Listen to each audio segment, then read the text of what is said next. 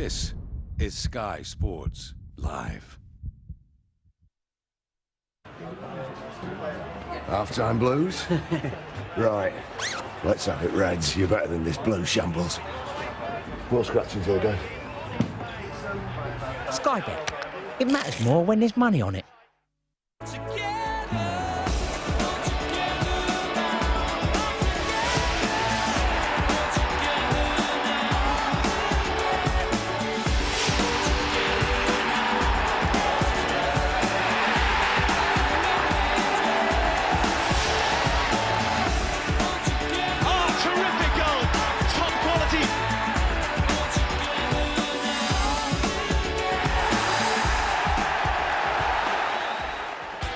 3 days ago, they went toe-to-toe in a belter at the Palace. We knew it would have an edge. I was disappointed that we didn't get more protection. We work hard on our set pieces. Trying to pass it through. Lewis Carey! It's lovely to see one hit the back of the net. The most horrific tackle I've seen for a long time. Even the lad expected a red card. Carey goes in with the challenge and gives away the penalty. Watson makes no mistake at all. I'd have been proud of the lads at 1 each. Oh, Noble! But I'm even prouder at 2-1. What a goal by Noble!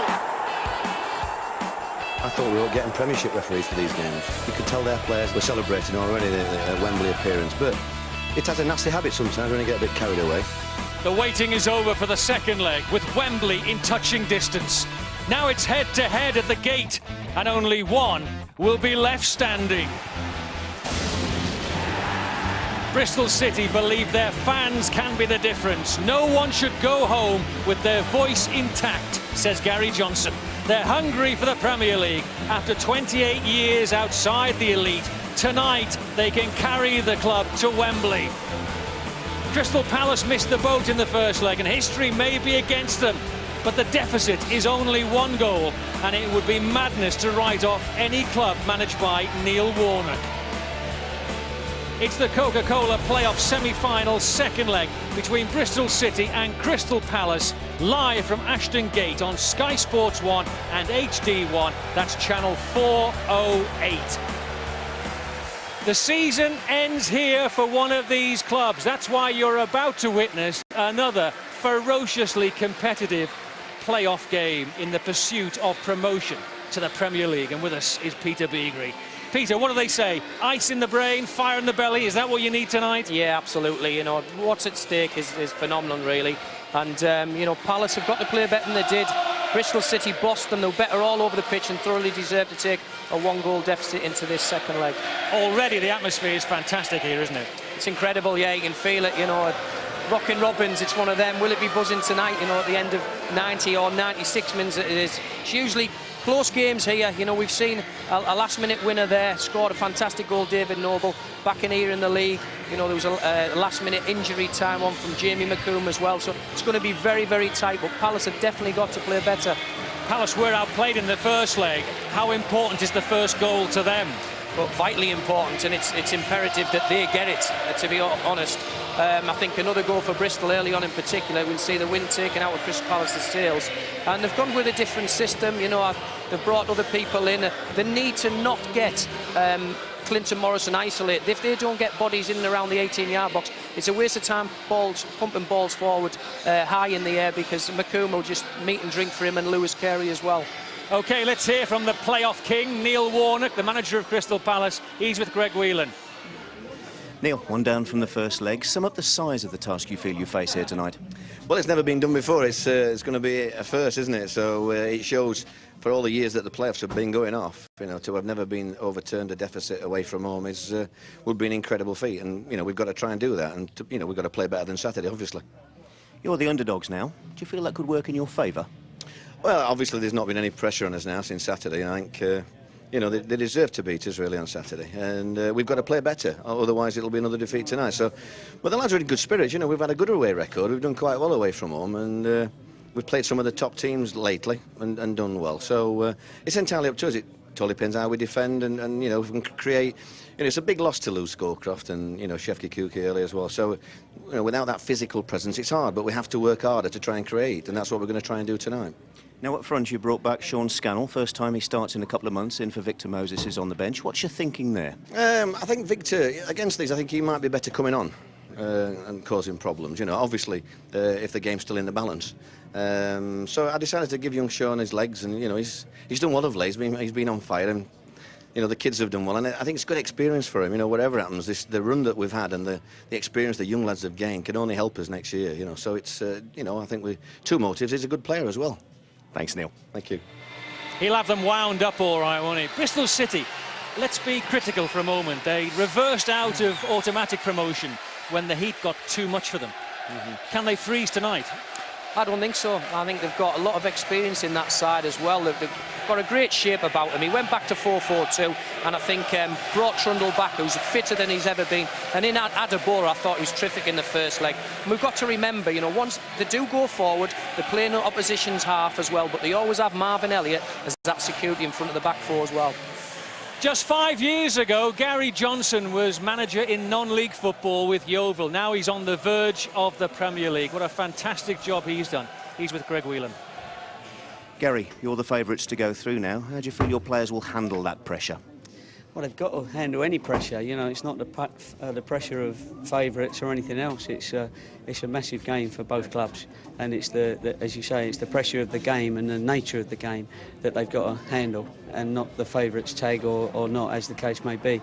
But you know, we know what we've got to do. We've been talking about it, working on it for the last few days, and the boys have now got to go out and perform. And if they do, then and we get anywhere near how we played at Selhurst Park, then we'll be close.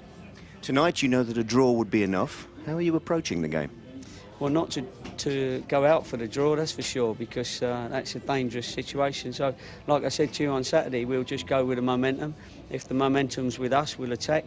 If the momentum's with them, then we'll have to defend, and you have to do a bit of both in all games. You know they're going to come at you for obvious reasons. Could that suit your team?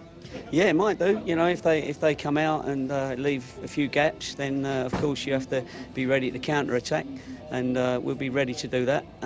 But it's a cracking situation. You know, we're just the one up, and the next goal could be very important, whoever gets it, and we'll see who's gone out to get the first goal. Thanks for your time, Gary. No problem. If an early Bristol City goal kills off Crystal Palace, should Bristol City sound the bugle? Absolutely, you've got to be ruthless. You really have got to be ruthless, and it's all about responding to the situation. If Palace start brightly and they find themselves on the back foot, Bristol City, you'll find the crowd will die. It'll go quiet here. They need to give this crowd something to shout about. They must be on the front foot all the time. They did that in the first leg. They negated the threat of the two wide man by marking a man for one. They might not be able to do that tonight because of the slight change in the system, but Scowcroft is a massive miss for them, George, because they don't have that alternative. They can't go route one and put it in the box. Palace have got no one to hold the ball up, have they, really? Exactly, yeah, and that's why they have got legs, the youthful exuberance. They've got Watson, they've got Saws in there. You'll have Sinclair and Scannell who've come in as well. They've got to support. You can't let the gap develop between midfield and the front man, because Clinton will find himself isolated, and he's really a predatory striker. You've got to get him service inside the 6-yard box. You can't write off Palace with Neil Warnock. You just can't write them off.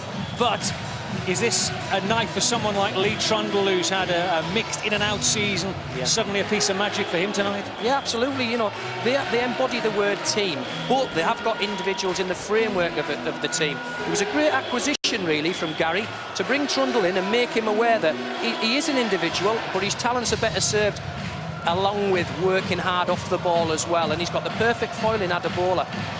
You know, a year ago today, Bristol City were fighting to come out of League One.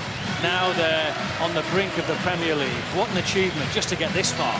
Incredible, and like from the third tier of the Football League, you know, you look at Manchester City did it, consecutive promotion, Watford as well, and for Gary Johnson to get Bristol City there, it'll be an even bigger achievement than them two sides. You know, they had massive amount of money to throw at things. They'd already been into the Premiership and come back down, and it'll be a fantastic achievement from one of the gentlemen of the game. How much is experience going to tell tonight? A lot. You know, there's going to be times in the game when we saw in the whole Watford game, experience, the right decision making at the right time, when to play, when to pass it, when to hold on to it, when to run the clock down. You know, Hull were tremendous.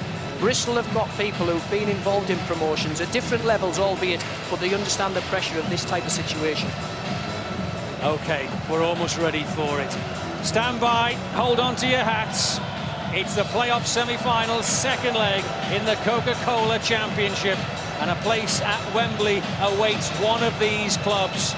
Don Goodman, Alan Parry have the team news. Well, this season's playoffs have certainly lived up to their reputation for drama and excitement, and I'm sure, George, tonight's tie will be no different. Bristol City with a precious one-goal lead from the first leg, and not surprisingly, manager Gary Johnson names an unchanged team.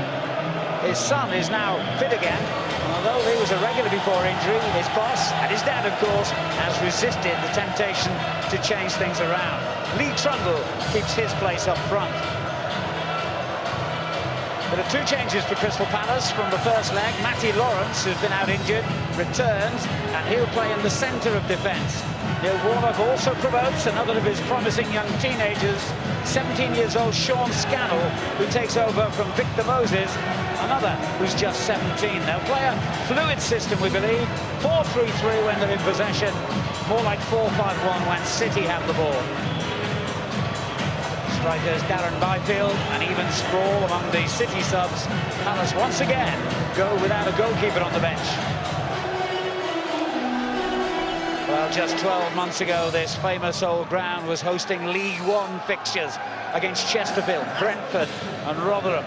Now the fans here dream of entertaining Manchester United, Chelsea and Arsenal next season. It's been a remarkable turnaround for a big club in a big city which hasn't seen top-level football now for almost 30 years. Bristol City have been in contention for promotion all season. They've never dropped out of the top six, while at one stage Crystal Palace, well, they were more concerned about going down than going up. But all that means nothing now. This is a one-off cup tie. City favourites, courtesy of their one-goal lead from the first leg. But remember, there is a history in the playoffs of teams struggling to win their home games. The playoff drama is well and truly in full swing. And now a place in the final is up for grabs. In a couple of hours, the winners will be dreaming of Wembley and the Premier League. The losers will have to start all over again in the Championship. Bristol City have the edge, but home advantage doesn't seem to matter so much in the playoffs, and Crystal Palace are ready for battle. Lift off, it's the Coca-Cola Championship playoff semi-final second leg between Bristol City and Crystal Palace. Live from Ashton Gate, the commentators Don Goodman and Alan Parry. Well, just one goal separates the teams, but what a goal it was. David Noble's long-range screamer was worthy of winning any game, even if the celebrations that followed did rather upset Neil Warnock, who's been his usual feisty self in the build-up to this game. In fact, there's a real edge to the atmosphere here. A full house at Ashton Gate, with Gary Johnson urging the fans to be City's 12th man tonight. He's called for a cauldron of noise, and he's really getting it. And I suspect it could be lively down there on the touchline as well. Fortunately, we have the calm, experienced figure of Premier League referee Howard Webb to keep things under control. A handshake might be the last for an hour and a half at least. He looks as though he means business. City lead 2-1 from Saturday's first leg at Selhurst Park. Do they try to protect that lead or try to add to it? Remember, no away goals rule in the playoffs. If the scores are level after 90 minutes, we'll have half an hour's extra time. And if we still haven't got a winner, it goes to a penalty shootout. The prize, a place at the final at Wembley in 12 days' time. Crystal Palace in their change strip of white shirts get us underway. They've brought about 2,000 fans, making a lot of noise in this capacity crowd of around 21,000. What an atmosphere we've got here tonight at Ashton Gate. Like I say, Gary Johnson asked for it. He's certainly got it.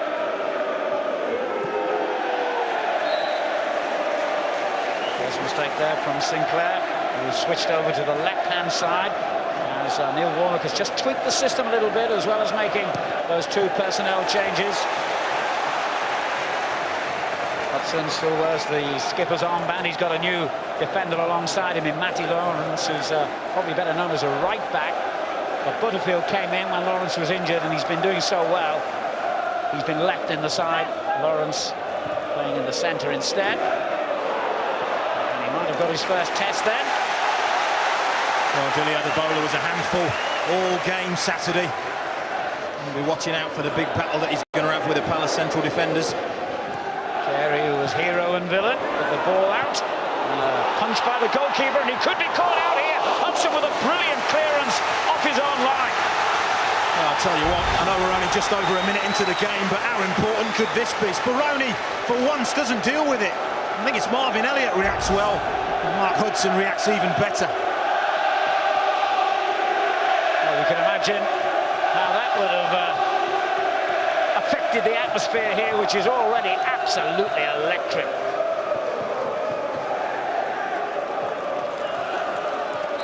First corner of the game then to Bristol City. Not the best, but they've retained possession. Kindo's cross is a good one. And a grateful Speroni gathers the ball this time. It was certainly a brave decision to try punching it as he did then, and it almost landed him in big trouble.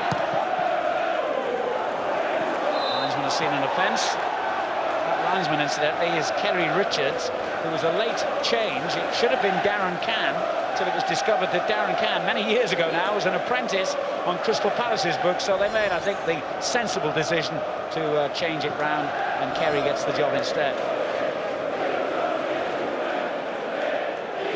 Neil Warnock will breathe a huge sigh of relief. His team were very, very nearly 3-1 down, weren't they? But for captain Mark Hudson, he's got to get the balance right, hasn't he? They've got to go for it a little bit, Crystal Palace, but they can't afford to leave themselves exposed defensively. Challenge there to try and win the ball back by Hill. He's been successful. Watson unable to keep control for long. Hudson called upon again here. He's been busy in the opening minutes. Carl has given the ball away. Watson. And suddenly it breaks kindly. Trumbull helping it out to that left-hand side. It wasn't an easy ball to control. Slightly overhit, wasn't it? But you can see straight away, every time Crystal Palace get the ball, Bristol City closing them right down, giving them absolutely no space whatsoever. City finished fourth, one place and 3 points higher than Palace. And the home team here bidding to return to the top division for the first time in 28 years. The names of the players who played in that era are still very familiar. Further afield in Bristol, the likes of Jerry Gow and Tom Ritchie, Clive Whitehead, Alan Dix, the manager. Can this present-day team write their own chapter in the club's history? Here's Watson for Crystal Palace, who've got ambitions of their own with this young side. So they're keeping a careful eye on that collision in midfield. Or driving it forward for Adebola. Lawrence across to face him. And once again, the ball was too strong for the big striker. I think the pitch was watered heavily before the kick-off, wasn't it? As soon as that ball bounces, it'll zip away.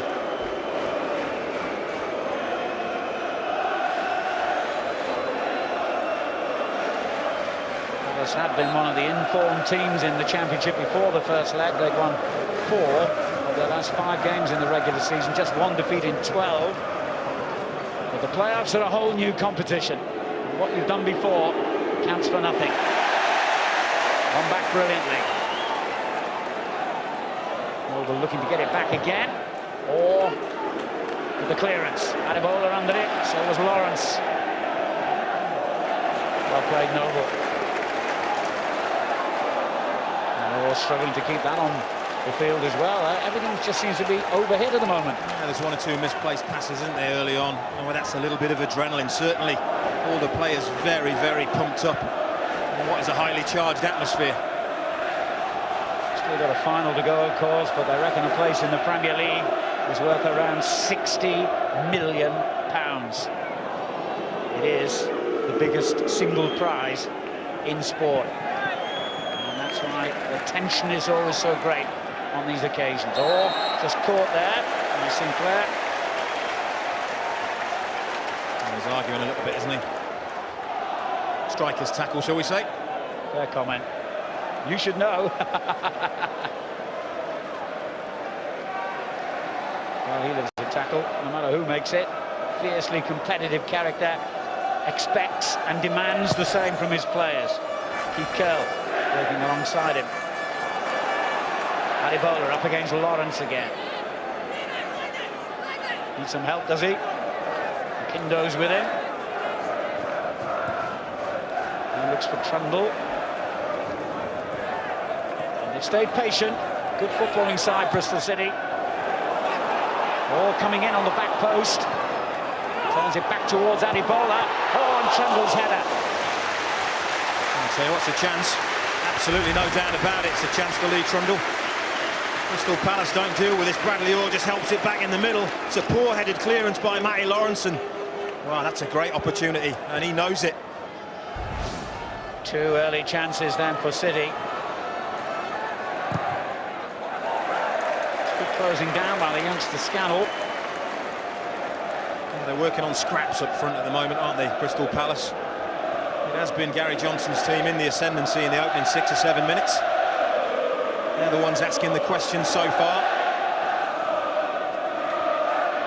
Bristol City have reached the playoffs 4 times in all in various divisions and never once managed to come through them and win promotion. Kindo turning it back to McAllister. There was a late clip of the heels there, spotted by Mr. Webb, who will be England's refereeing representative in the European Championships in the summer.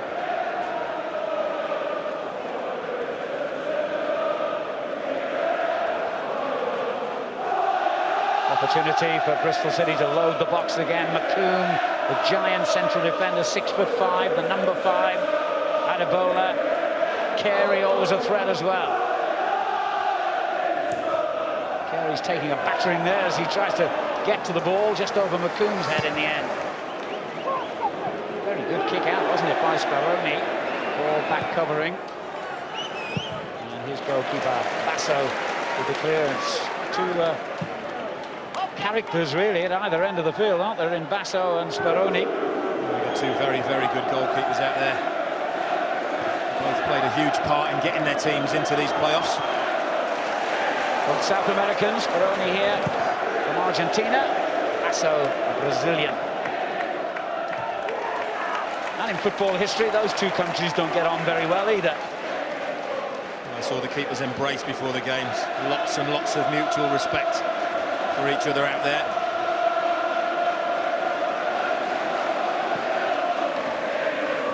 Let's got a 1-1 draw here in February, and Bristol City needed a late equaliser, very late equaliser.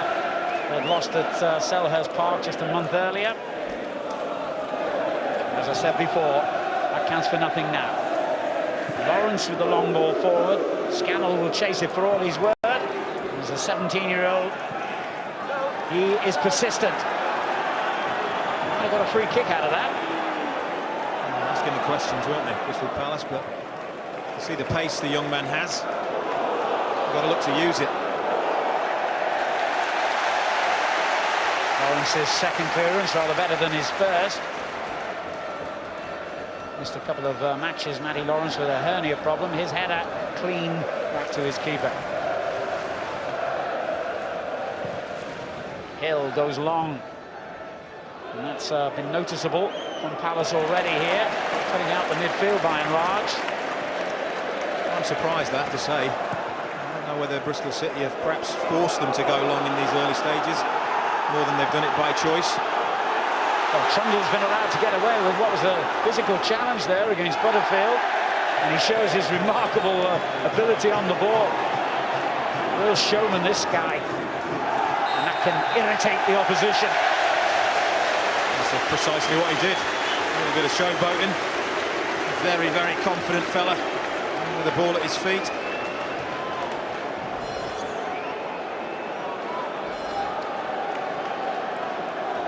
Another good opportunity here for City from a set piece. Interesting little debate there. 4 players gathered in a circle discussing what they were going to do. And of course they had a very inventive free kick on Saturday in the first leg, which saw them take the lead.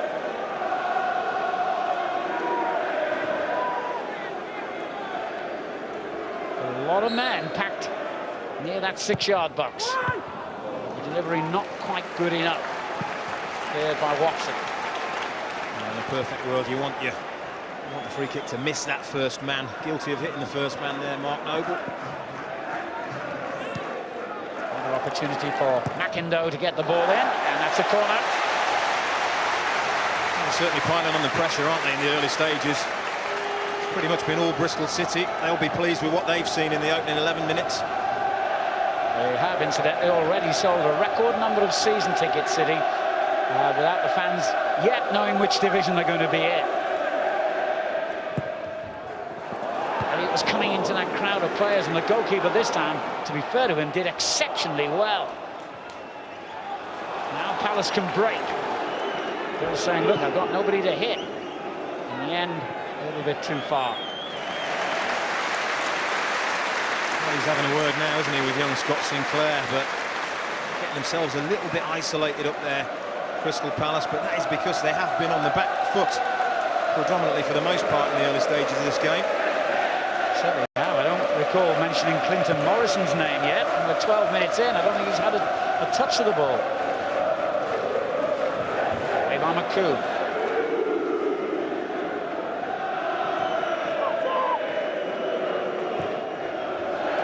And the ball by Hudson sails out of play. And you can see by that, look at that, his team have got all the ball they'd love. They haven't been able to make the most of it, but they are dominating the possession.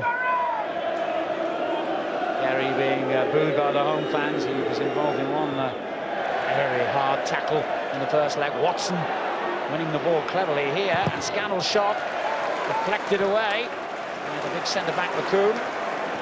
McIndoe, oh, he's lost it to Butterfield.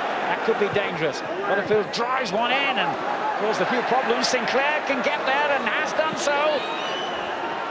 And he's gone down. The referee says no penalty. And I'll tell you what, Howard Webb was in that absolutely perfect position to be able to spot that right up with play. Interesting one. Come back to that later as McAllister gives it away to Butterfield. Here's Derry again. Hill on the left, former Tranmere Rovers player. Tough character, this guy. Looking for the run from Scannell. Carey believes he was pushed there, but it's only a throw, no free kick. There's no doubt about it. It's their best spell of the game so far, isn't it? Just managing to force the issue a little bit. One of the things I always remember from Clint Hill in his Tranmere days was a huge throw if he opts to use it. He used to clear the advertising hoardings out of the way at Prenton Park to find room for it. Shorter this time. Now he can get the ball in the box. Leaves it instead to Sinclair, the man on loan from Chelsea. That's not a bad ball either. Morrison did finally get a touch, and the shot was not a bad effort from that range by Derry. Well, at least now they're forcing the pace a little bit. Neil Warnock will be much happier with the last 2 or 3 minutes. That could change. Trundle. No foul. Once again, it's Mark Hudson, isn't it? Getting back, playing a captain's role. It's just their use of the ball, I would think, that would disappoint the manager up to now. Yeah, they've gone very, very long. If you're going to do that, you've got to at least play accurate passes, give the strikers a little bit of a chance. There's Gary, the City fans unforgiving towards him. Soars. Butterfield. One terrific long-range shot himself in the first leg. Now he has to defend again.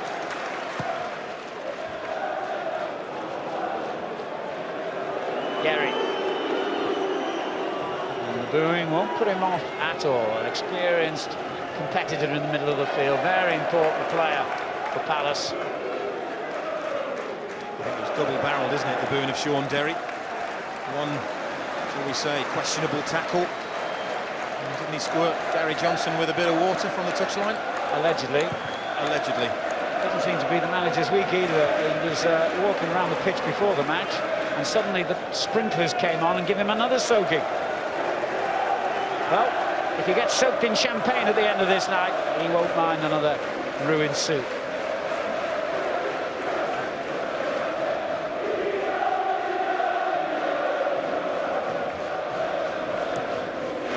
Long for Trundle. The bowler was with him, but the header down to Hill. Morrison. There he came to meet him. Hill. Gary there again. Not the best ball this time. He's got to recover here against the muscular Adebola. Now Trundle.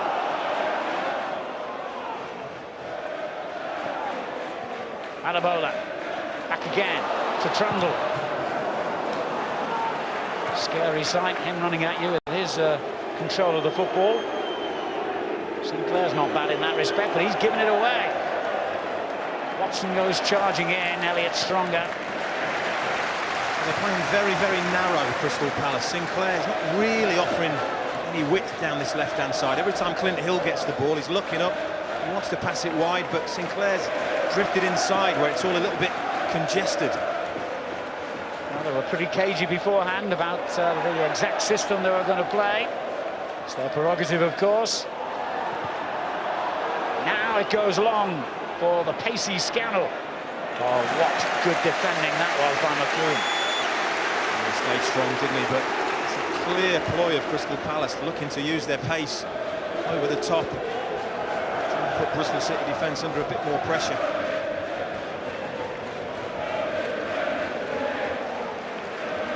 To try a few tricks and flicks even at this early stage, and that's a very good ball as well. Adebola's waiting for the cross, and the deflection could have caused a real problem there for Speroni. It came off Lawrence for a corner. Well, it would have been crueler than cruel, wouldn't it? It's great movement, and he's well onside, isn't he? Nick Carr gets in behind, doesn't see anything in the middle, decides to have a shoot, and nearly gets lucky.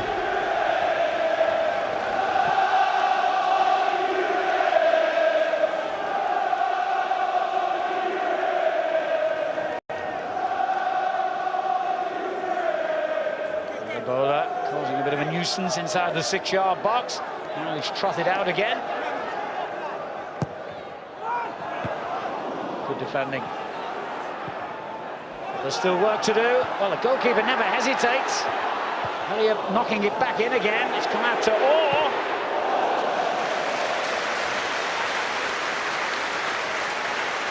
That's a decent strike, but Mr. Howard Webb has been crucial decision to make earlier on when Scott Sinclair's in the box running. See what he's trying to do?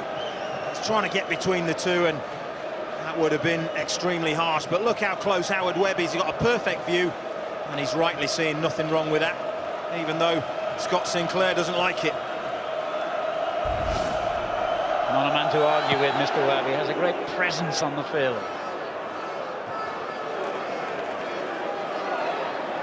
Trundle. Oh, lovely back heeler for McKindo.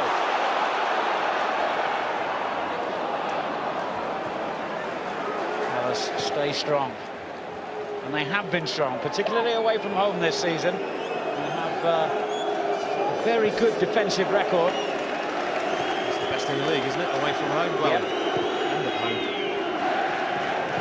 Very, very well organised, aren't they? You can see very hard working. But at the moment, really, looking particularly long, and they're not being accurate with their passes.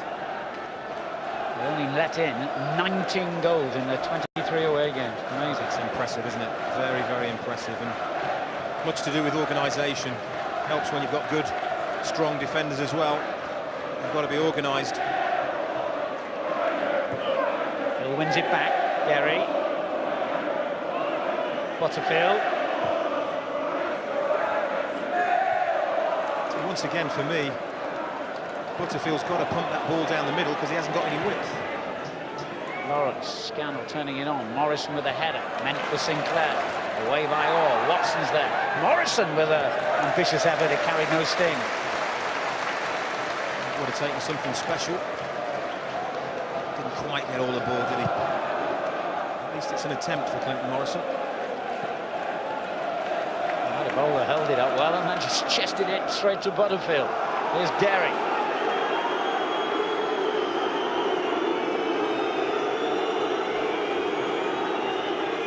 Gives it to Watson. Sinclair. Ball is in acres of space on the left-hand side. Now he's finally been spotted. Look at the room he's got. Plenty of time to pick out the cross, so he should really have done better. Well, again, you've got Sean Scannell and Clinton Morrison in there up against Lewis Carey and big Jamie McComb. It's got to be an absolutely perfect ball, particularly if it's going to be in the air. Otherwise, young Scannell and Clinton Morrison, they're not going to have any chance. No team has ever come back to reach the final in this division after losing their home leg. It is quite a formidable statistic, that, but as Neil Warnock said, records of that nature are there to be ended.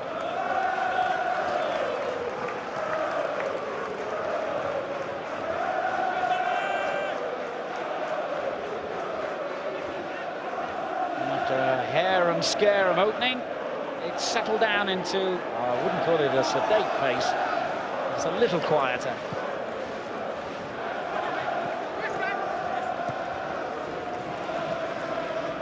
Trundle. Watson with a good challenge, it breaks to Derry. Sinclair, his target. Ball seems to have that under control.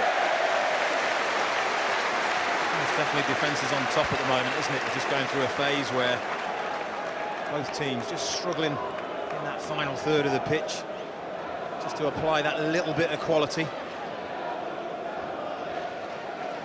It's tense, isn't it? Very tense, so much riding on it.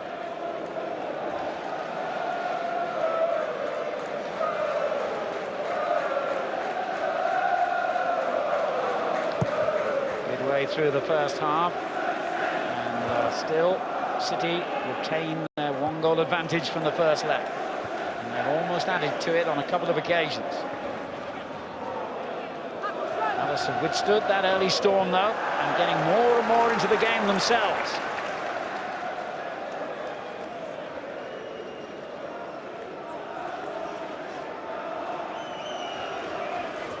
Scannell, busy, lively, always available, the 17-year-old.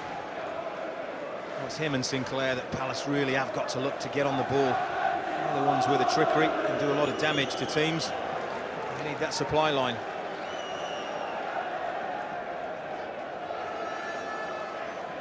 Well, the best way for Palace to keep this vociferous crowd quiet is to do what they're doing now, keep the ball in City's half. Now it goes long, and McComb decided, and Watson heads back in! The goalkeeper surely had that. McComb decided to head it away. It dropped perfectly for Watson, and he has suddenly brought the tie back to life. Well, Adriano Basso's waving his arms, and he was involved in a mix-up with Bradley Orr that conceded the penalty down at Selhurst Park, but it's a terrific finish. Take nothing away from Ben Watson's awareness. It's just a high, hopeful ball, and Adriano Basso is going to collect that, but McComb heads it, and that is a fantastic finish from a very talented young midfielder. Terrific awareness, he spots that he's off his line, and that is a first-class finish. Very, very controlled. He's got to get enough height, enough distance, and keep it away from the dive of Basso, and he does it to perfection. And doesn't he appreciate it?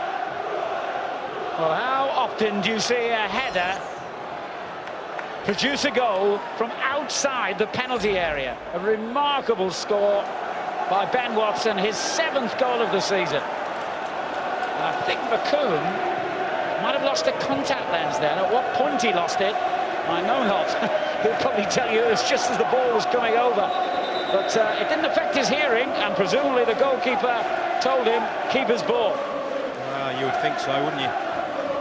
The big fella definitely has got a problem with one of his contact lenses there, hasn't he?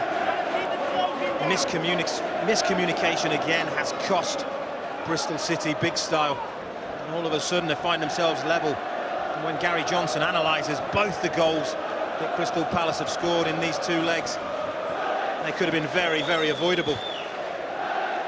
Well, Jamie McComb seems to have a jinx surrounding him when it comes to the playoffs. He played in 4 consecutive seasons in this end-of-season lottery when he was with Lincoln in League 2, and never once won promotion. And now he has been inadvertently instrumental in wiping out Bristol City's lead. After a long delay, the game does restart as McComb remains off the field. It's about what reaction Gary Johnson gets from his Bristol City boys now, isn't it?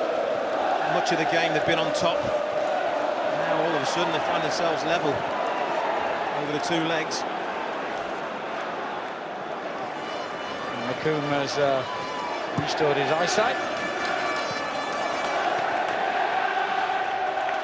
I'll tell you what, I think I can count on one hand the number of times I've seen goals scored with a header from outside the box, Don. Did you ever get one? No, certainly not. It can only be that kind of a goal, can't it, when the goalkeeper's caught in no man's land and somebody's got the presence of mind and the ability to execute a header like that. Brilliant finish from Ben Watson. Very cool finish it was, as the whistle goes here. Alice's free kick. He stayed ice cool to slot that penalty away last weekend, didn't he? Very, very good penalty. He was even cooler just a couple of minutes ago. Lethal from 12 yards, lethal from 20. So pretty much back where we started. We are, and you always knew there were going to be some twists and turns, didn't you? Nothing is ever straightforward where Neil Warnock is concerned. I'm sure referees would agree with you on that. He doesn't get many Christmas cards from them. Or he was voted the best right back in this division by his fellow pros. Up from Pradibola. Lawrence just been trundled to it. Pradibola again, pushed over this time by the skipper, Hudson.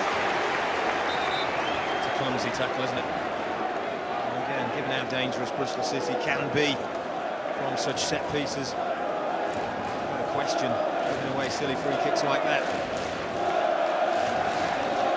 They do this every time, don't they? That stewards meeting there.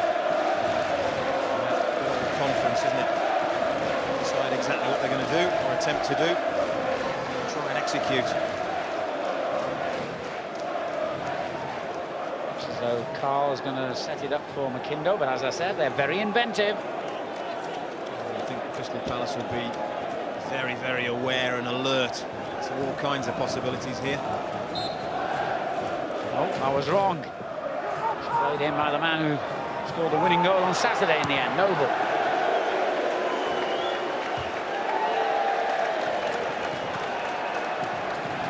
Can you be a bit over-complex sometimes with those free kicks?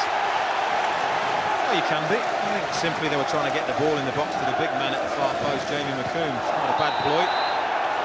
And once again, Crystal Palace took away a cheap free kick. Let's see what they've got up their sleeves with this one. It's a bit more straightforward, I should think. McIndoe will take it. And McComb would like to get his head or any other part of his body on this to make up for his error. He's gone forward.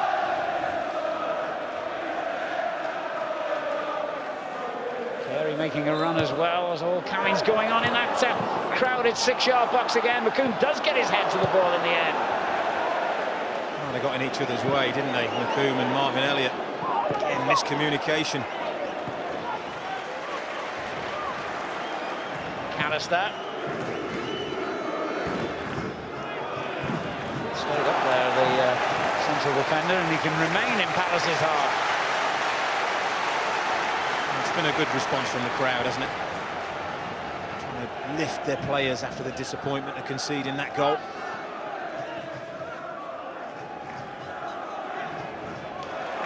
The back healer for Carl, and that's not a bad ball either, but the effort, well, what can you say about that? Worth a try, but well off target. I'll tell you what, you can't say you've got to forgive him for having an attempt after striking that one in at the weekend, haven't you? Yeah, David Noble, he's got a terrific shot on him, as we've already seen. Half an hour gone at Ashton Gate.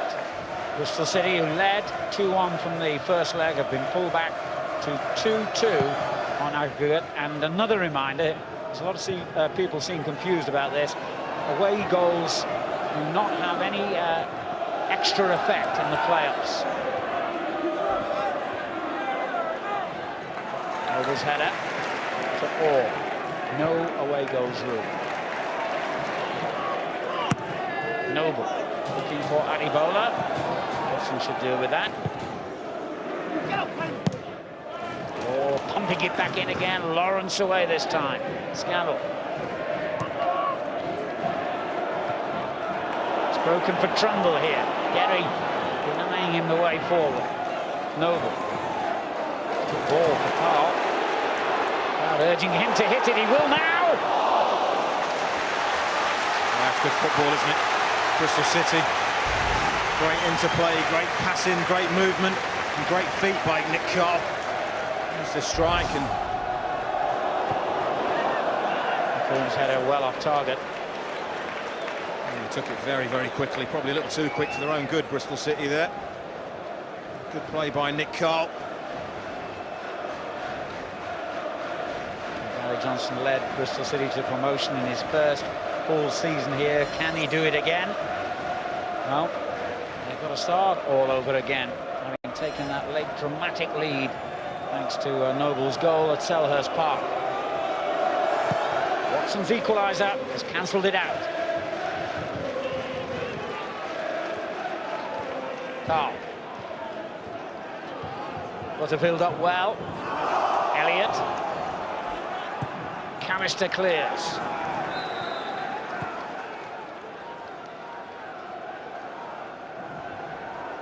Not sure what's gone on there between the referee and his fellow officials. He must have been told something.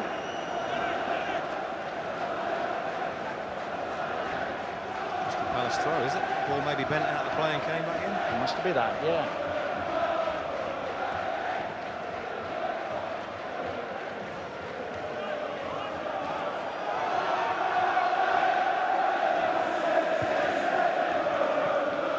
Lawrence.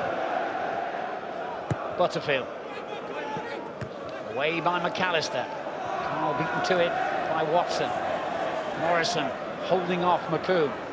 Gary. This is Hill. Sinclair available.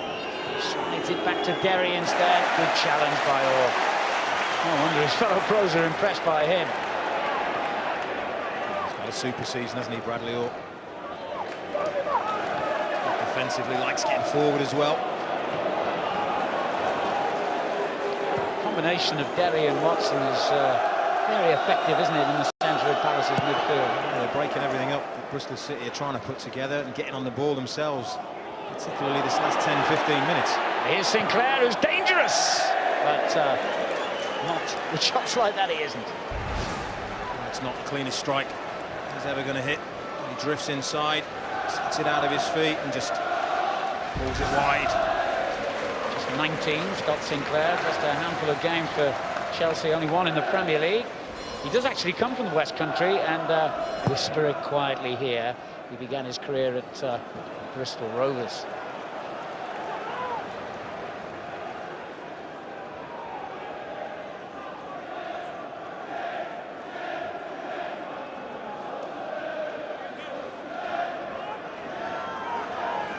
Sea of red and white on that huge main stand on the far side where Palace are at the moment with Watson.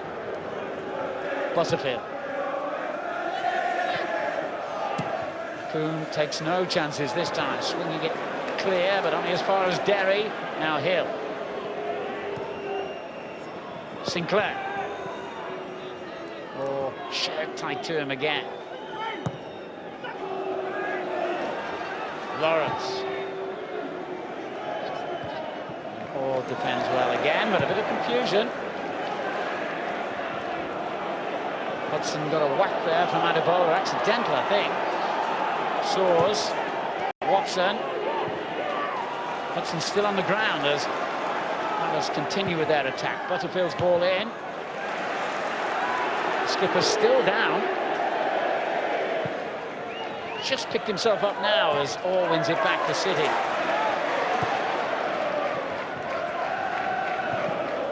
Just showed the ball to Soars there, and now he'll Probably go down again to get treatment. Oh, he took a blow there, didn't he? As he goes up. Big duel with Dele Adebola again. He just heads the top of his head, and it's a painful one. Mark Hudson's made more appearances than any other Palace player this season. Will he be making one more?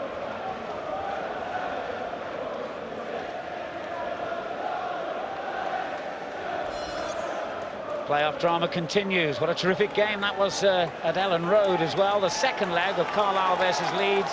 Thursday, 7:30, Sky Sports 1 and in high definition.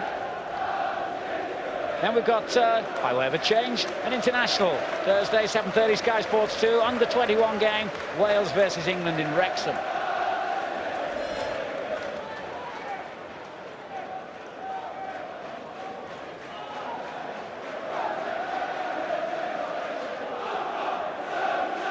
What's your thoughts, Don? I just wonder if Gary Johnson will be a little bit concerned, because Ben Watson and Sean Derry are picking up all the loose balls in the centre of the field there. They're just, over the last 5 or 6 minutes or so, been able to dictate the play a little bit more than Gary Johnson would like. Finally poised, though, would be an understatement, wouldn't it? Absolutely. Dead level again. 3 points between them at the close of the regular season. Nothing between them in the playoffs.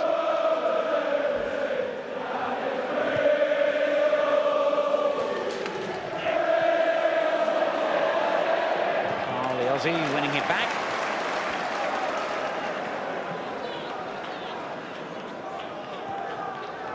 And getting it back from McAllister.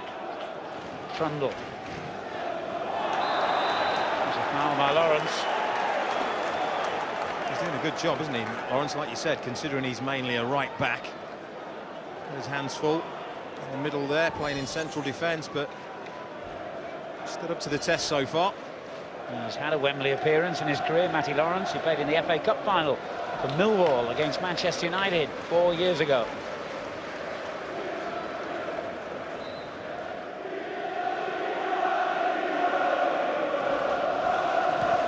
Coombe could be the target here and wins the header. Well, you can see it coming. It's great movement. Once he got inside Mark Hudson, look at his movement, gets inside him, sprints across, and when he gets his head on that, I just fancy that he might be able to hit the target there. Decent effort. Just can't keep it down. It was McComb who scored City's late equaliser here against Palace in the 1-1 draw in February.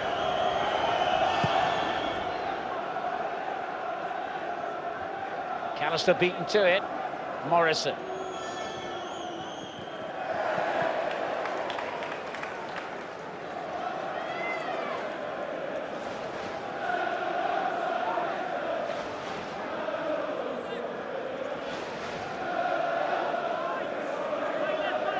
Well, Bristol City are not prolific goal scorers, and as we've already mentioned, Crystal Palace are very good defensively.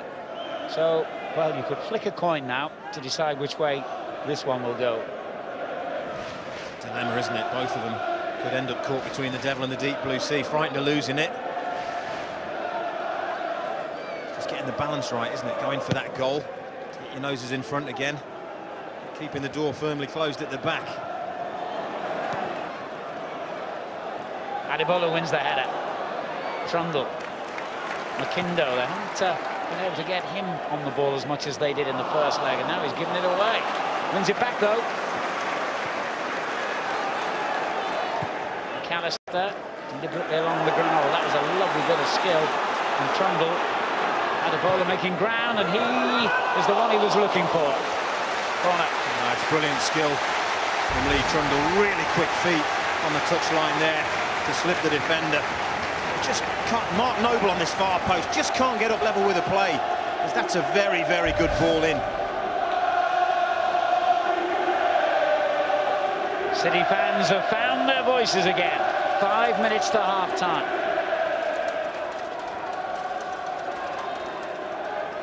Very difficult for the referee to sort out what's going on. The danger area was knocked clear by Butterfield. Elliott's there again, and so was Lawrence. Panel full of youthful enthusiasm. Look at him still going. Superb tracking back, wasn't it?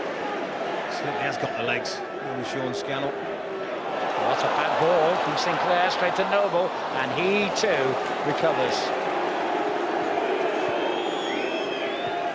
Hill. Oh, it was a tricky one. Well played, Clint Hill. He couldn't have gone well. He left his foot in very high then. He knew he couldn't go back to the goalkeeper, and in trying to come out of that cul-de-sac, he went in high. Well, we can see the yellow cards in hand. And that's the way it looks as if it's going to be, but there's all kinds of stuff going on down there. Of course, Bristol City, well, they've loved the advantage of an extra man, but Howard Webb was again very, very well positioned. It's down to his interpretation as to how dangerous a tackle it would be, but this is where none of the players should be getting involved. Howard Webb's got the situation fully under control.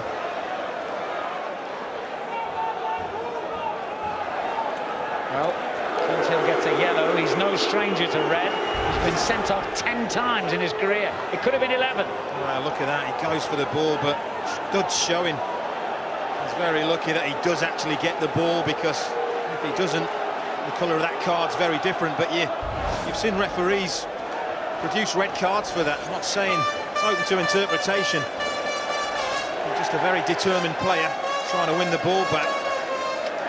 Now the fourth official is just explaining what he saw in the aftermath.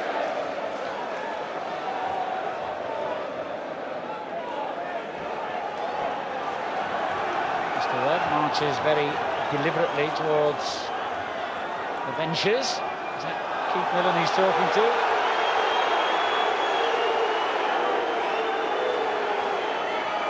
Well, that's got to be a decision made by the assistant, isn't it? By the fourth official.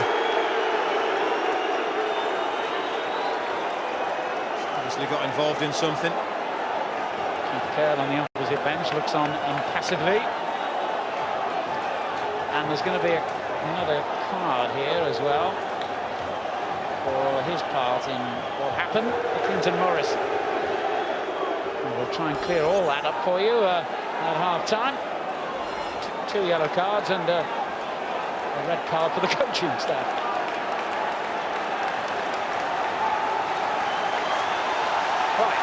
To the football. Kingo swings it in, the goalkeeper hesitated, Lawrence went for it, was very relieved, but I think it was Elliott who got the final touch there.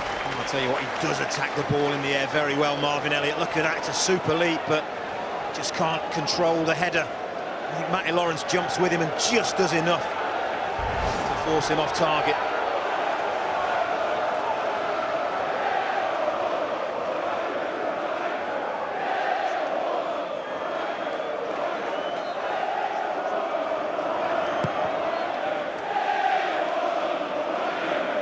Standing strong against Morrison.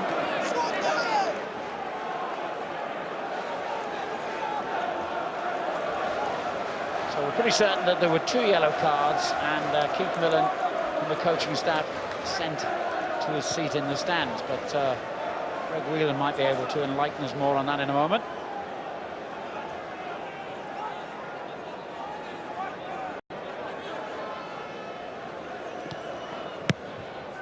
Ball, Morrison swung it in, and if he'd made proper contact, well, City might have been in big trouble. Oh, he's clever like that, isn't he, Clinton Morrison? Knew where the goal was, had a big swipe at it, just didn't make any contact. Offside here. Linesman's flag. No one realised. Lots to be sorted out from both managers at half-time, isn't there? Passion's running very high out there and down there. Might want to calm one or two of the players down. 3 minutes of stoppage time.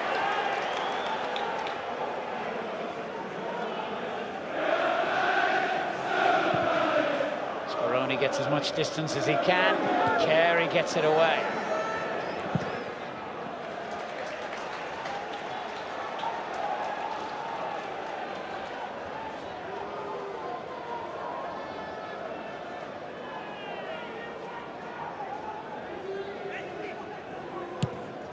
Here's Hill. Carey's clearance, cut short again.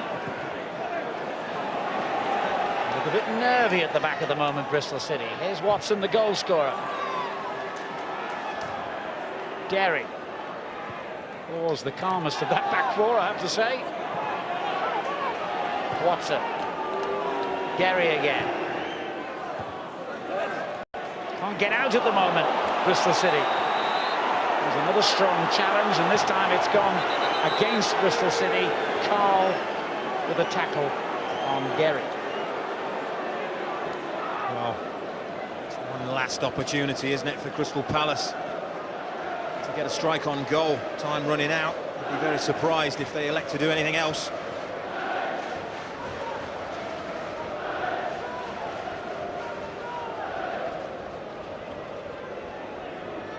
Well, it's certainly been busy for the officials. We expected that.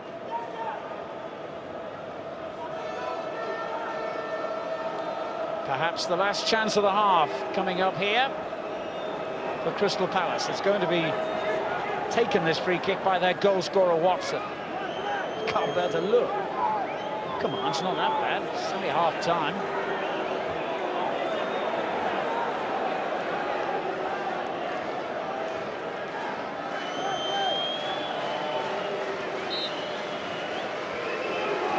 Watson goes for goal. He can look now, that chap in the stand. It's all right. It's come out of play, that. Come out of Ola. Well, they've got the job done, haven't they, for the first half. The first remit was to get themselves back on level terms. Neil Warnock's boys, they've done just that. I'm sure if you'd have offered him this scenario before the game, he would have snatched your hand off. Now it's all about 45 minutes.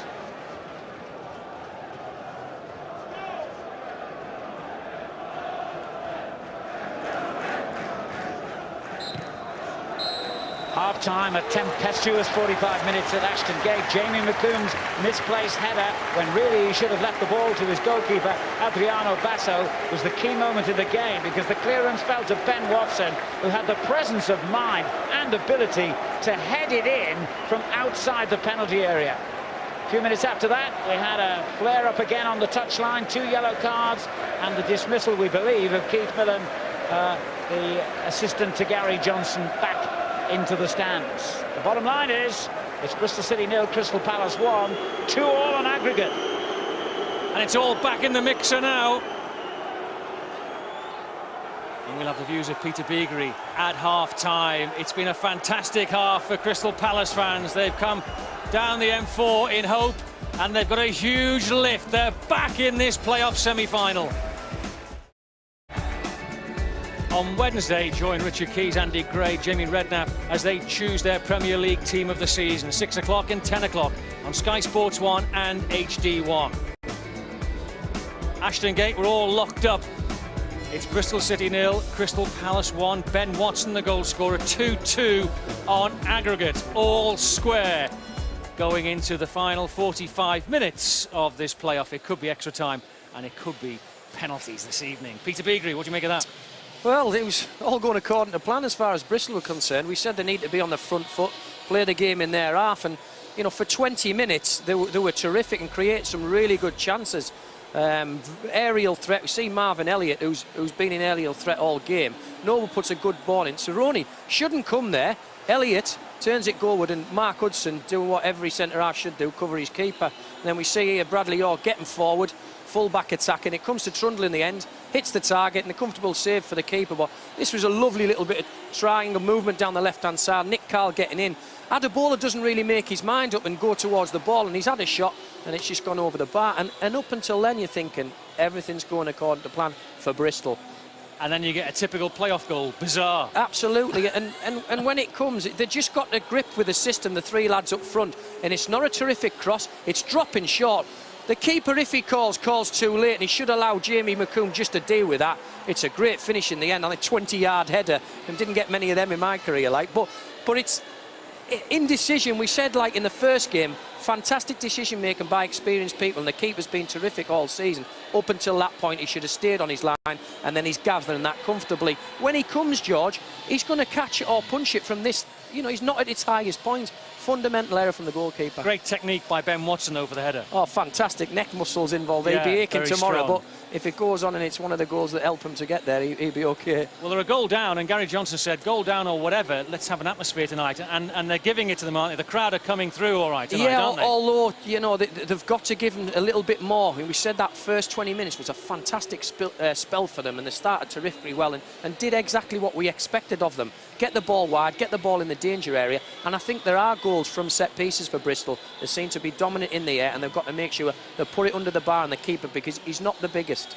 Let's clear up the sending off of Keith Millen, Gary Johnson's number 2 for Bristol City. Followed this tackle by Clint Hill, which was given as a foul and a yellow card for Clint Hill. We'll talk about that in a second, but look on the left-hand side, and Clinton Morrison in the white shirt there going over, and he has a spat with Keith Millen. Yeah, Keith Millen there goes to get involved, and then I think Clinton's the first one, and he hits him with his handbag, and then Keith Millen takes his vanity case out and hits him with it like that. You know, something and nothing, but you can't get involved. And the right outcome, sent to the stands and a booking for Clinton. Yeah, the fourth official has presumably spotted that. Half-time then here at Ashton Gate. Crystal Palace have got the goal they desperately needed. Bristol City fans, look how worried they are. Half-time. You're never far from a playoff game, and there are 2 either side of the FA Cup final on Saturday. The League 2 playoff semi-final between Rochdale and Darlington concludes at noon, Sky Sports 1 and HD1. Then there's the FA Cup final, Cardiff from the Championship against Portsmouth, 2 o'clock, Sky Sports 1 and HD1. And then the other League 2 playoff semi-final concludes, Stockport against Wycombe, 5:30, Sky Sports 1 and HD1. We're in the Championship for this playoff semi-final at Ashton Gate, and Gary Johnson's team are a goal down at half-time. That means it's all locked up at 2-2.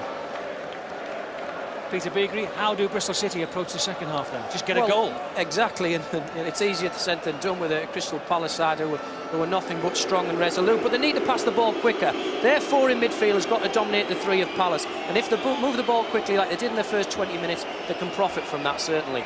Palace has one chance, they got a goal. Do they hold on to that and look for extra time, or do they try and pinch another? They've got to, they are, as I said before, they're strong and resolute, but what they can't afford to do is drop on top of the goalkeeper. He's not the biggest, there's Adebola, there's Trundle, and they will cause them a problem. Another huddle for Bristol City as we approach the second half then. It could go any way, this one, but one team at the end of this night will be at Wembley for the Coca-Cola Championship playoff final. Substitution, we'll get the details of that from our commentators, Don Goodman, Alan Parry. Yes, thanks, George. Jose Fonte, the Portuguese centre-back who's on loan from Benfica, has replaced Matty Lawrence for the start of the second half here for Crystal Palace. Fonte, of course, played in the first leg at Selhurst Park, and indeed played a significant part as well. He went up front late on, and it was a tackle on him that led to Palace getting a penalty. Bristol City, one of 5 clubs who have led the table at some point in this most remarkable of championship seasons. Crystal Palace, well, back in November, they were only 1 place off the bottom. So it shows you what a fantastic improvement it's been from Neil Warnock and his side, and he's inadvertently delaying the kick-off here by walking across the pitch. This is one of the few grounds where the dressing rooms are behind the goal. In your own time, Neil. Thank you. Off we go.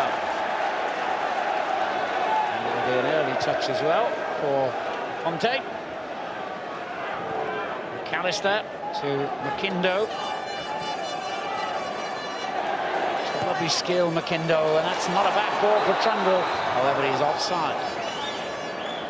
It's a bit more like it, isn't it? Really got to try and get the ball down. I don't think they've passed the ball anywhere near as well as they did at Selhurst Park last Saturday. And big Dilly Adebola up front. He hasn't had much change out of the Palace rear guard, whereas on Saturday I thought he ran the show. He was absolutely superb. 1-0 to Palace on the night, 2-2 on aggregate. The possibility of extra time and indeed penalties to decide who goes to Wembley on May the 24th.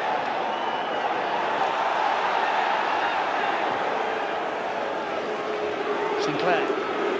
Opportunity to take on Bradley Orr, which he does impressively, but Noble deprives him of possession. Best clearance, Hill picking it up. Down the line again for the on-loan Chelsea player. His cross was dangerous enough. Nobody really committed there for Palace. It's a superb cross. I tell you what, it doesn't really get much better than that, and he's got every right to be wondering where his strikers are here, Scott Sinclair, because he whips this ball in. Nobody really attacks it. Fantastic cross.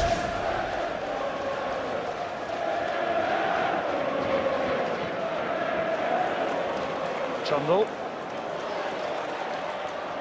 Carl doing well. Trundle takes over again. Arabola just glanced up to see if he was onside. He was. He loses possession anyway. Watson hitting it early for Morrison.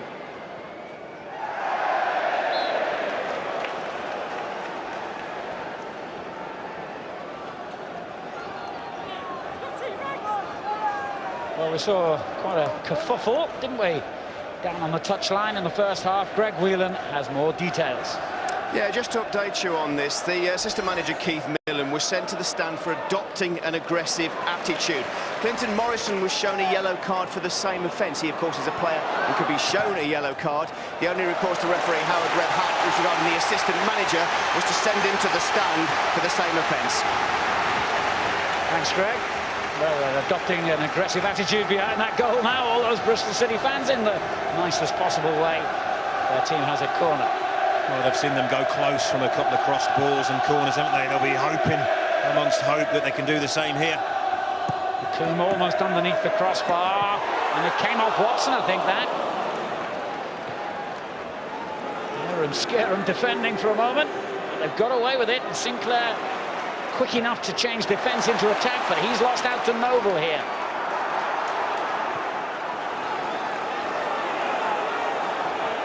Always a threat when Trundle's on the ball. But no way through. Not this time, anyway. I'll tell you what, it's been a lively first 3 minutes to the second half, hasn't it? Both teams seemingly going for it. Butterfield. Get away by Carey. I'll tell you what, scary moments for Crystal Palace here as they don't deal with this corner. Come off Marvin Elliott, and Speroni just has to get a nudge away, but Marvin Elliott goes in. It comes off his arm, I think, but Speroni does well just to palm it away.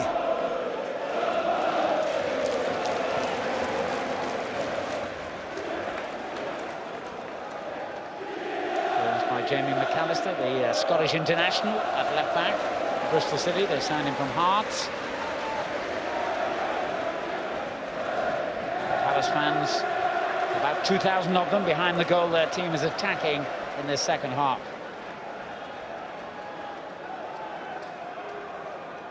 Not the smoothest of journeys for them down the M4 today, where there was a long delay. McIndoe with the ball forward and out.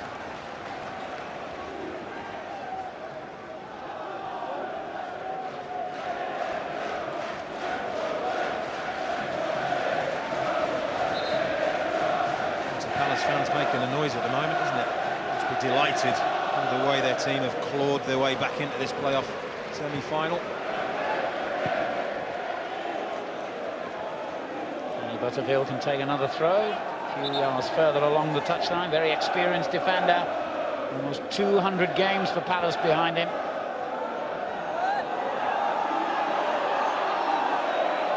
And crowd saying, get on with it. There's no point in Palace wasting time any more than there is Bristol City. Scannell. Run it back.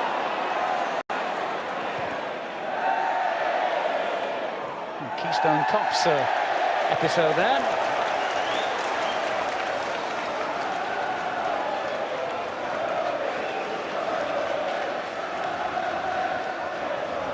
Soares has had a quiet night. Hill, nothing quiet about his contribution towards the end of the first half. Yellow could easily have been red.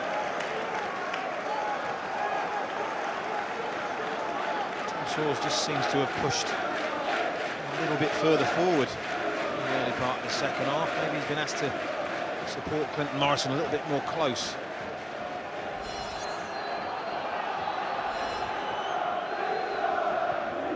Good header away by Carey, but Watson's there to pick up the pieces as ever for Palace. Carl under pressure, needed some help.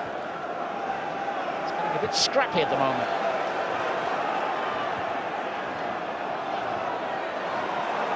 Somebody get the ball down, please. Watson has. And used it cleverly as well. Soars. Butterfield along the ground, but beyond Derry's reach. Watson slipped at the crucial moment. Carl. Adebola. Trying to muscle his way past the attentions of Fonte.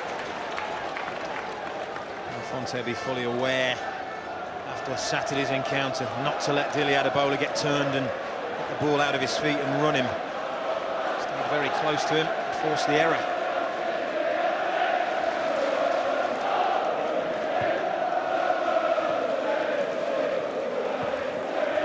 Not really settled down yet this second half. Oh, it was fast and frenetic first sort of 3 or 4 minutes, and it's just gone a little bit scrappy, hasn't it? It won't suit Bristol City. Particularly, they want to get the ball down and construct some passing movement. Haven't been able to do that yet. Sinclair, he gets it wrong as well. Well, the goalkeeper and McCoon don't seem to be on the same wavelength tonight.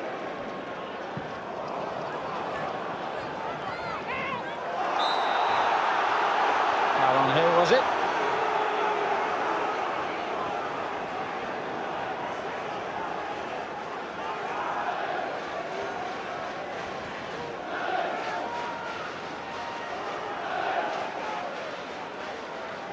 To quieten the Bristol City crowd down here, Crystal Palace, haven't they?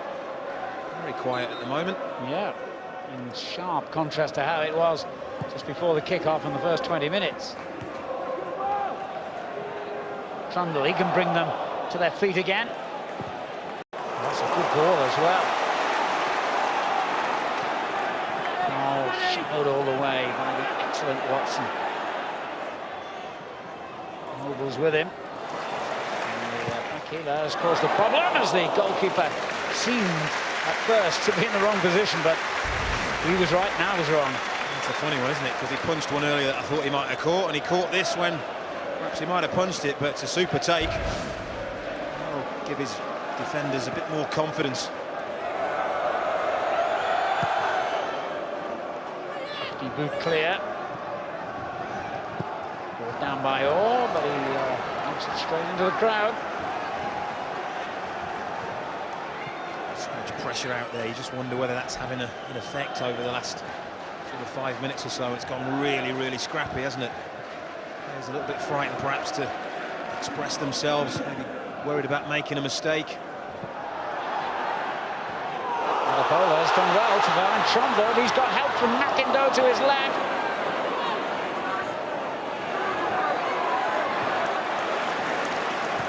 They lost the initiative of this attack. Still get the ball in here. No, Noble has lost possession. Won it back brilliantly though. Watson seems to be everywhere on that field. He's been superb, hasn't he? Now then, this looks interesting. Scannell is pointing to Sinclair, saying he wants the ball early. Sinclair's got other ideas though. He loves to run with the ball. Watson, Derry, run back well by McAllister. Adebola and Mark to the left. But again, they've slowed it down rather. Now it'll speed up with Trundle and Adebola combining. Oh, great skill from Lee Trundle. A little bit like Scott Sinclair moments ago. It's just one touch too many at the minute from Lee Trundle. McIndoe adjudged to have fouled Gary. I thought that was a harsh decision myself. He's gone over, picked him up and accepted it, Michael McIndoe.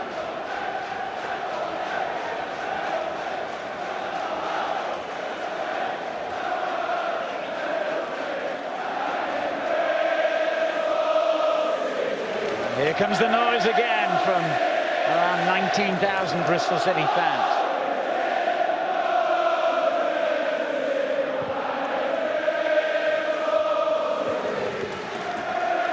Noble. Throw a little ball out. Or a bowler down the centre. Trumbull to his right.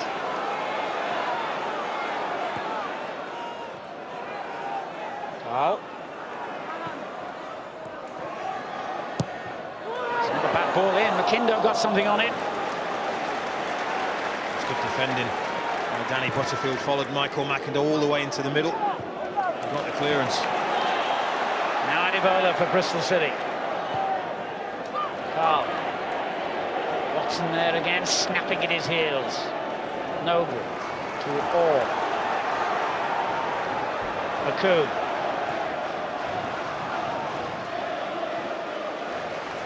Pressure from Palace. Now it goes in long for Adibola to chase. Once again, it's decent defending. Very, very well organised Crystal Palace backline. It's Jose Fonte this time. Getting his body in and blocking Dele Adibola's attempt out.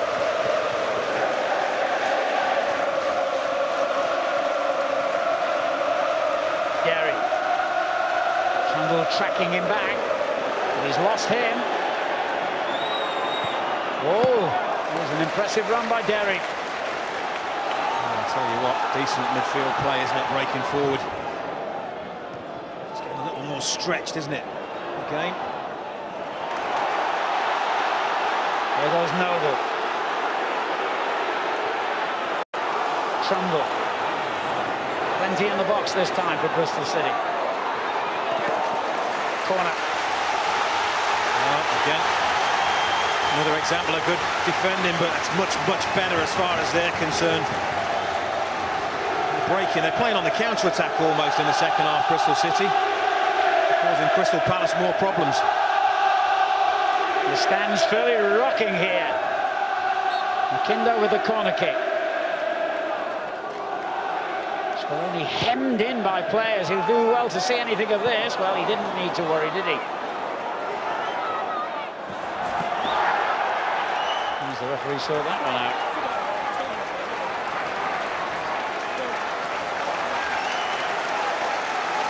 Well, he's all action, isn't he? Marvin Elliott chasing lost causes, getting tackles in. He's a much better passer of the ball as well than people give him credit. He's had a fine season. Another one who was in the PFA's team of the season for this division.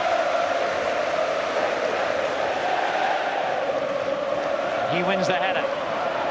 Trumbull to find Adibola. Fonte, and it's still in a dangerous position here for Palace. Trumbull there again as Adibola hits the deck. Optimistic shouts for a penalty. Listen to the roar, bouncing all over the place in that Crystal Palace penalty area. Scannell. Oh, his foot was high there, but it had to be, I guess he'll say, and he has hurt himself. Butterfield.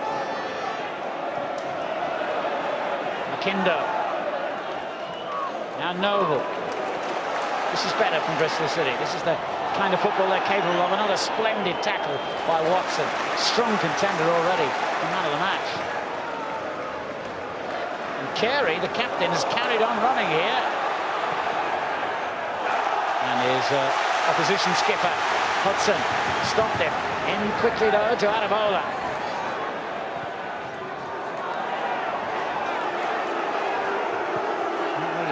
Received the ball there, Sinclair, and he's given it away.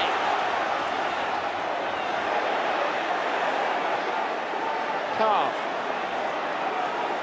Palace on the back foot at the moment. It wasn't a good enough ball though. We've only got the ever-willing, ever-running Sean Scannell up front, but that might be enough. Impressive from Scannell, very impressive.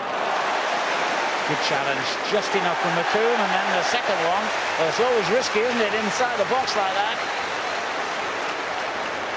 Sean Scannell's holding the back of his leg there. Just wonder if he's tweaked a hamstring as he took the tackle. Certainly trying to stretch it out. Maybe it's a little bit of cramp. He has got through an awful lot of hard work tonight. It's a real mazy that he goes off on. Two to beat, and he can't quite do it. It's a great foot in there by Jamie McComb, and then McAllister gets in.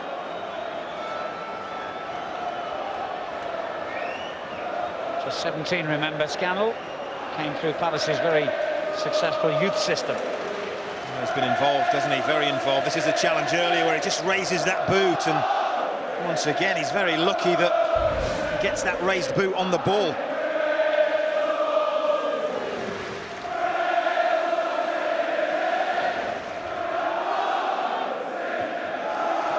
Over an hour gone, and we still have no clue as to the identity of the first finalists in this season's playoff in any division.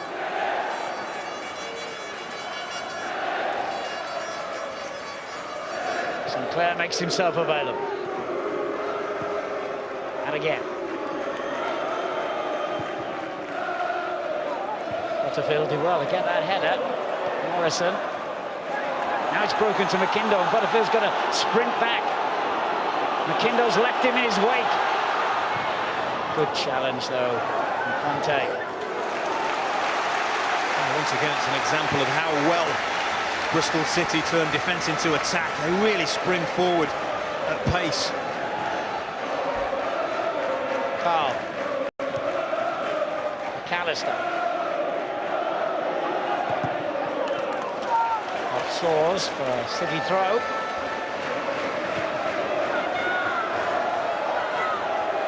Trundle showing his trickery again.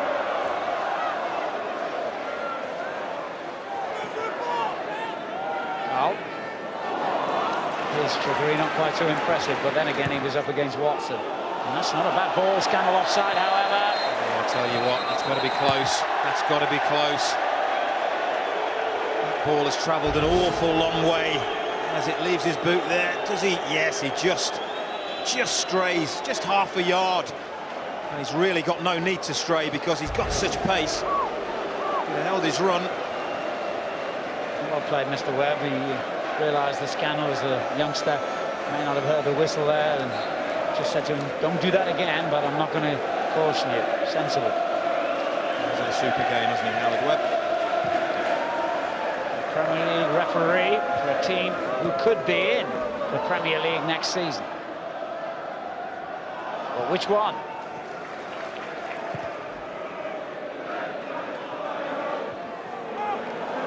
Well, Trundle's got away from his man here, but he used his hand. Well, he's not in agreement, clearly. Certainly bends and leans towards the ball. But which part of his anatomy does it come off? Well, I'm not sure. That's a little bit harsh. It's possibly to do with the angle that Howard Webb is looking down at that.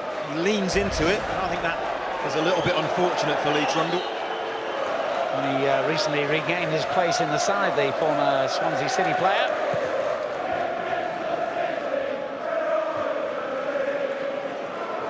Adebola strong as ever. Trundle just beaten to it, though. Scannell. And the whistle had gone before the second challenge. Palace free kick. I'll tell you what, if you were a gambling man, you wouldn't have a clue where to put your money at the moment, would you? Not me, no. You? No. No.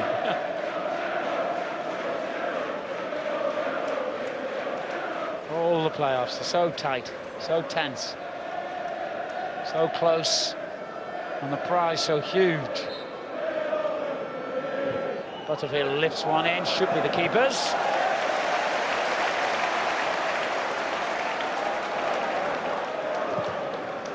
2v2 here, Crystal Palace. Adebola the stronger. He goes for goal and goes. Well, he didn't quite go down. It was a stumble. Still tackle. What a tackle this is. This is a goal-saving tackle, I can tell you. Look where Clint Hill comes from, way back. And what a tackle. Super defending, sees it, sprints. And that's a perfectly timed tackle. It had to be perfect. The bowler on his knees. The Palace aren't. Their resistance strong. Away again by Fonte. Oh, back in, that could have gone anywhere. As it happens, it bounced exactly where the keeper would have wanted it to. Well, you're right, it only needs a nick. Off anybody, off a Crystal Palace defender. As well there, and he nearly gets a nick. Fonte has a little swipe at it.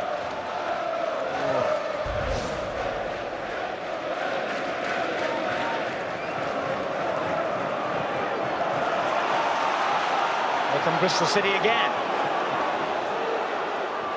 It's not a bad ball. Can McIndoe get there? Very calmly defended by Hudson, and a good ball out to Sinclair. Real ebb and flow to this tie now. A free kick. Despite all those protests.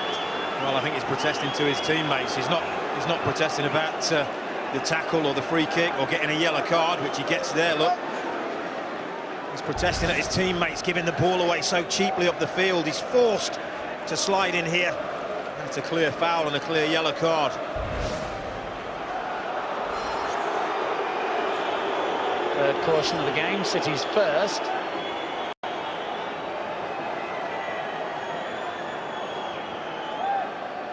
bit more cramp.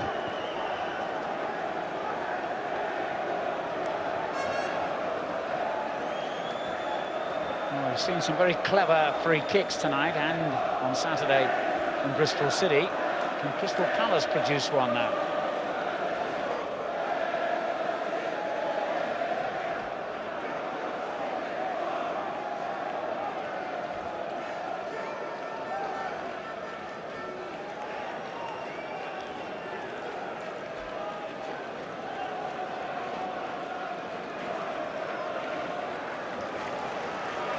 It's taking a long time to sort all this out as Soares and Watson combine over the ball. It's Watson who plays it in dangerously straight into Basso's hands. You know what, Jose Fonte wasn't a million miles from getting a nick on this.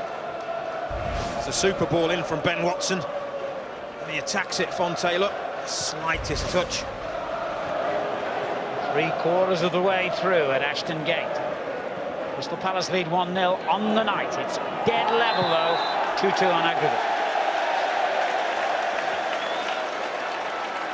I mean, people liken these playoff semi-finals to cup competition semi-finals, but in a way, the prize is much bigger, isn't it? Because you're playing for your place in a higher division for the whole of next season. Oh, I would say so. I would be in agreement with that. The prize is absolutely huge. Of course, whoever comes out on top tonight, they've got one more massive game before they can reach the promised land of the Premier League, but getting there through this tough encounter would be a good start. McAllister's free kick. Disappointing with McComb's head. Just looking back on that incident before, incidentally, we think it was Carl rather than Orr who was shown the yellow card in the end.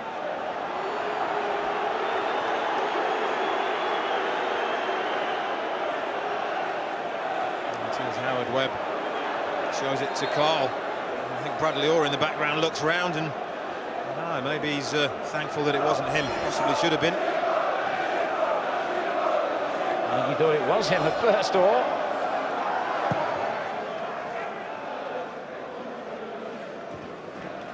Header away and Carey to Lee Trundle. Noble. Sort of ball that one, and fatigue could play a part now. 20 minutes to go.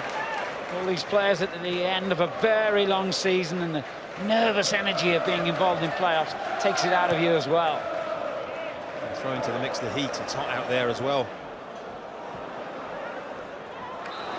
Well, smile of resignation from Trundle.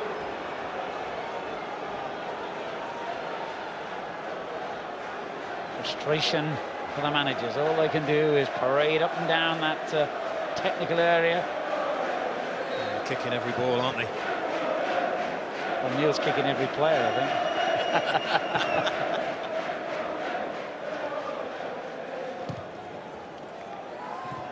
Kindo, not the best control from him, throw in.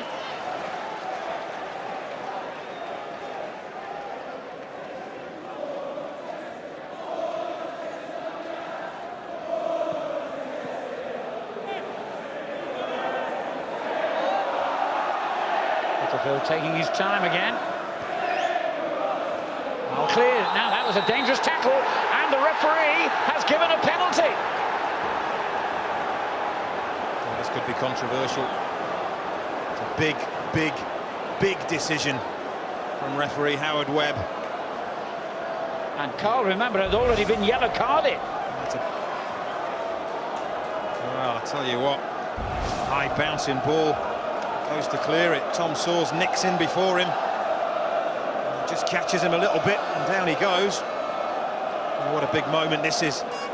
Ben Watson, who scored, remember, from the penalty spot in the first leg, who has scored here tonight with a remarkable header from outside the penalty area, has been given the opportunity here to score a vital goal that could see Crystal Palace go through to Wembley. And all the Palace fans are behind that goal, urging him on, sucking the ball in. But it didn't work! It didn't work! Oh, that's incredible. Look at that, they can't believe it. Because he is an ice cool character, Ben Watson, and what a game he's had. And there we spoke about gambling and where would your money be? Well, your money would have been on Ben Watson to score. And Basso decides to go the same way as does Watson, and he's just pulled it just a fraction. And it bounces away agonisingly for him, but he's got to get that out of his brain now, get that out of his mind. And yes, they can't believe it, they're still in it, Bristol City. What a crucial moment. Playoffs produce heroes, they also produce villains, although you could hardly call this fella that. He has scored, he has had a magnificent game, now he's missed a penalty and lost possession. 9/10 of this ground on their feet celebrating. Those 2,000 Palace fans behind that goal, devastated, as Watson of all people missed.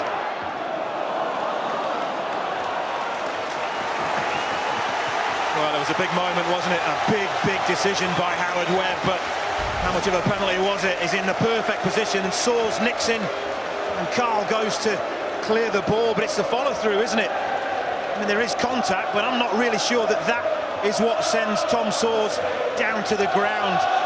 Very dubious penalty, but Bristol City probably think justice is done because Ben Watson just pulls that penalty slightly, and Warnock couldn't look on Saturday. Couldn't look tonight. Different outcome, Neil.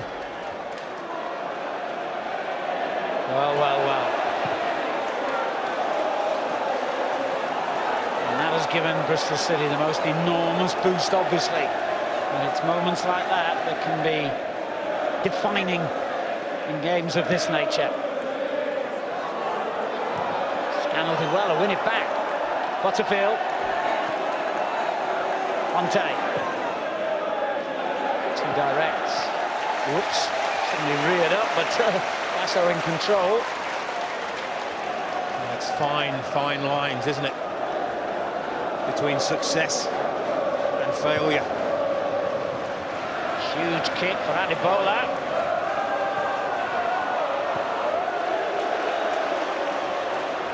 We're into the final quarter of an hour now, or are we? Will we need another 30 minutes?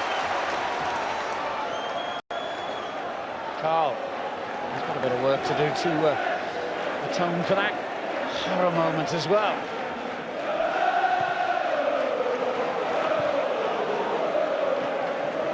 Well played, McAllister. Oh, wants it. Carey. Whoops. Ooh. Well, I do believe the referee got that right, because Carey missed. And the fact that Morrison slipped was irrelevant. Well, my initial reaction is that this is a free kick. He treads on the ball there and he blocks Clinton Morrison off. Doesn't quite know where the ball is. The referee takes his time, but he comes up with the right decision.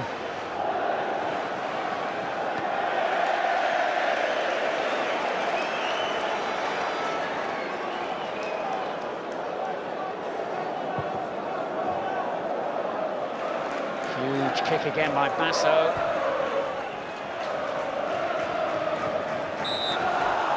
And Bradley Orr has conceded a free kick. That did seem harsh. Well, I thought he got the first decision right on Clinton Morrison. Not so sure about this. It's just good, strong defending, really. And Scott Sinclair just runs under the ball for me.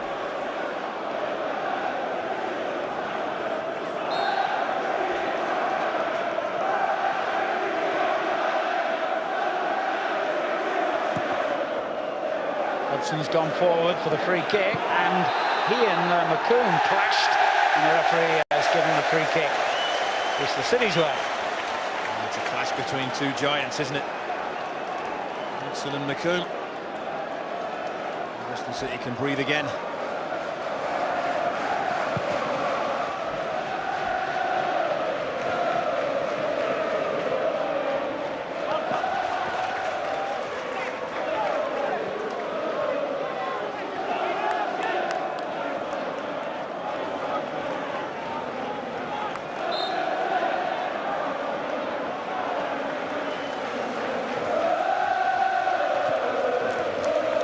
Again by McComb.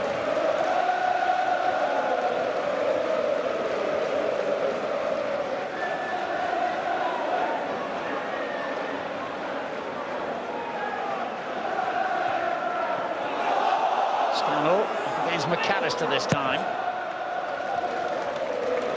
Conte, Watson, giving away to McKindo. Adebola will chase that for all he's worth. And that was enough to worry Hudson. Well, he wasn't confident enough at full pelt to roll it back to Julian Speroni, so he took the safe option. Bristol City have just presented him with it back. Yeah. Mistakes all over the place now, but understandable, inevitable in this tensest of tense situations.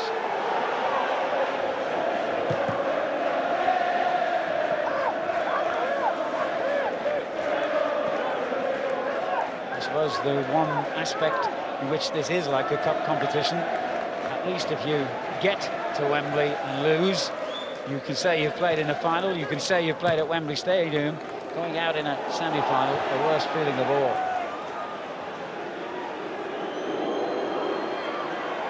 Sinclair. All the way through. So that's where he's got to get his head up, Scott Sinclair. He is good at running with the ball, but gives it away too often. Trying to beat 3 and 4 players. Watson, normally so sure-footed from the penalty spot, isn't he? Oh, that backward header, not the best. And Saw's happy to let it go out for a corner kick in front of the Palace fans. They're going to send the big lads up from the back.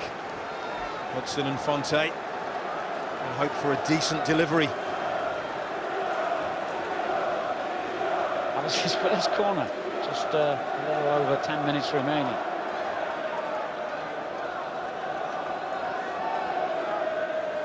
Hudson and Hill. Menacing figures. Bristol City will need to watch them. And good to hear the Palace fans singing Watson's name, just to encourage him after his penalty miss. Make him feel a lot better. Turned back in by Sinclair. Here's Derry. Back by Saws into his own half. Gone deep for the moment, Bristol City. Derry almost used his hand.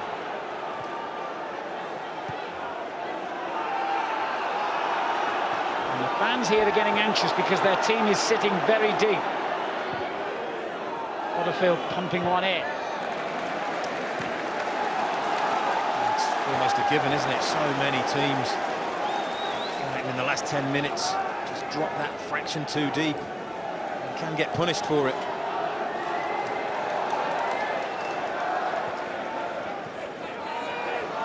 Sinclair's cross took a deflection off the defender. Not easy, that. Ooh, he must have had a horrible feeling of deja vu there, Carl, for a second.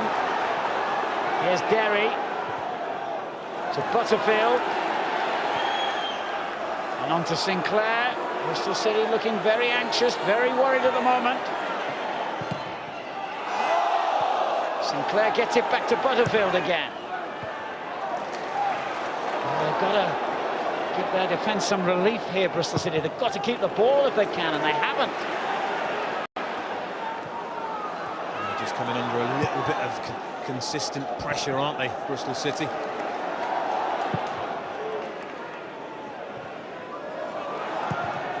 Away by Hudson. Tower of strength he's been.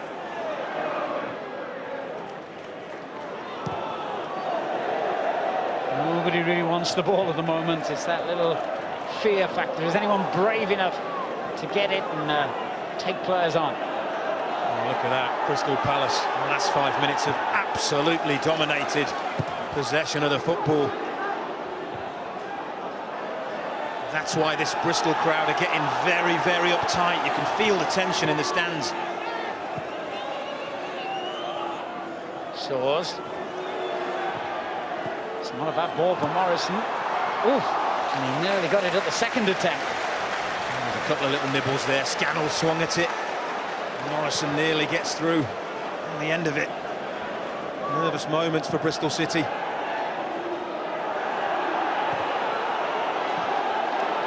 Mistake at the back by Palace, gifting City possession, but a poor ball from Carr.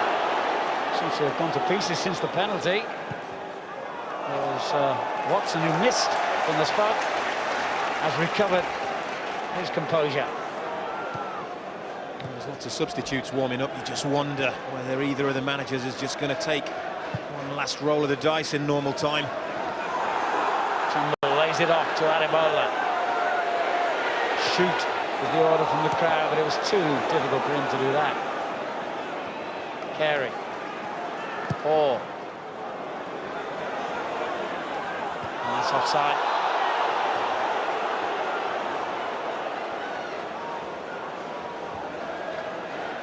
Well, you can feel the nerves now, even up here on the gantry, Don. Everyone afraid of making what could be the critical error. So tense. Even when players have got time and space, they're putting their foot through the ball, taking absolutely no chances. Any mistakes now could be fatal. Well, I must say the Palace fans are looking a bit more confident than their opposition. Kinder. There's McAllister. Adebola. That's not a bad ball, but offside. And he's just strayed. Lee Trundle could see. Good line held by the Crystal Palace backline. Look, they just stopped there. Trundle drifts in behind. And again, it's one of those where he just wishes he'd have held his run just a fraction of a second longer.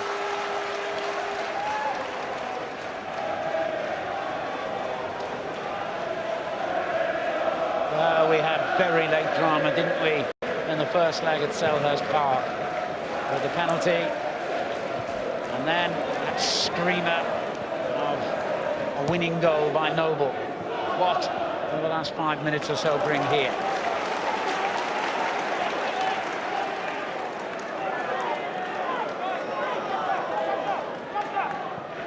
Kinder helping it on, but Butterfield wins it back.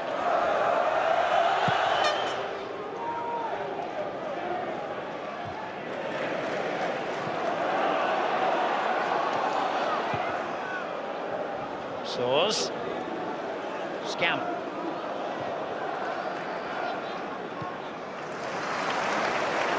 Noble finding goal. Again they go long, and it's too long. It's not your typical Bristol City play, is it? Long ball up to Lee Trundle. Normally try and manipulate the ball on the floor and manoeuvre it into his feet.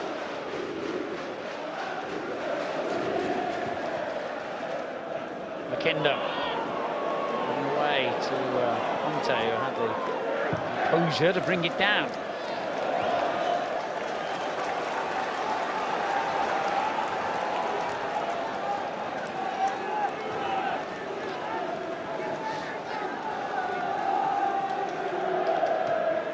Butterfield. back to Derry. And again. Hill's got a bit of room ahead of him, but he hasn't got any teammates near him. Hence the fact he had to go back. And back again.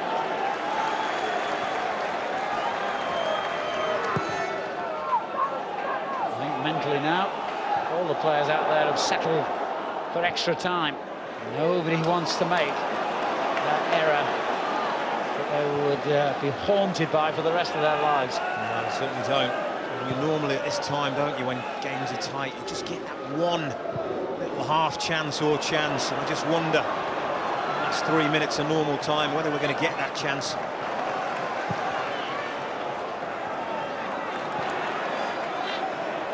Could this be it? Oh, it looked like an understanding, or a misunderstanding rather, but they got away with that one, Speroni. And finds Butterfield. Oh, well played. Kindo's pursuing him. Scannell. Good effort, he deflected! And could so easily have deflected in. Well, he holds his head in his hands, and so do they. As that deflection could have been crucial. Decent build-up. It's a good block, but it so easily could have dipped under that bar. But they've got a corner to defend here, Bristol City. And some of their fans, the opposition fans, won't be daring to look at this moment. Prayers being offered. Please keep it out. We all know that feeling.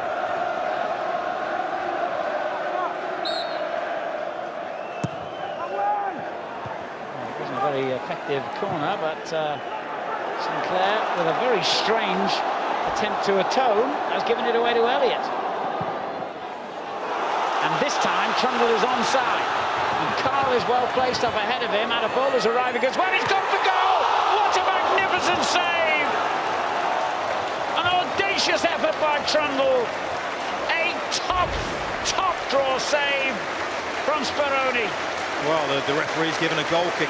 I just wonder whether he does get a touch on this. It's super play by Trundle. He goes for the chip, and the goalkeeper's actually nowhere near it. It's a brilliant individual effort. And look at that.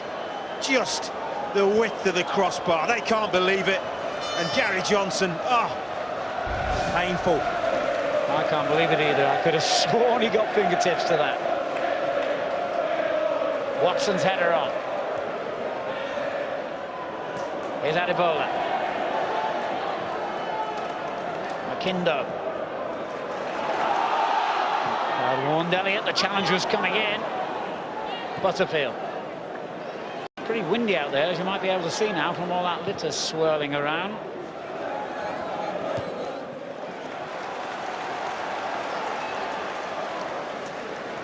It's been breathless, hasn't it? Second half. Missed penalty. Trundle effort hit the bar in the last minute. It's just incredible.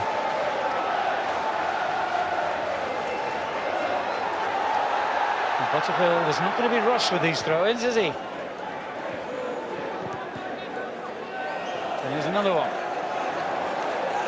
Seconds remaining now. All eyes on Martin Atkinson, the fourth official. I think we're looking at 3 or 4 minutes of stoppage time. Scannell. McAllister clears the corner. There's only going to be 2 minutes added. Butterfield. And the Palace get what they want. Keep the ball in City's half.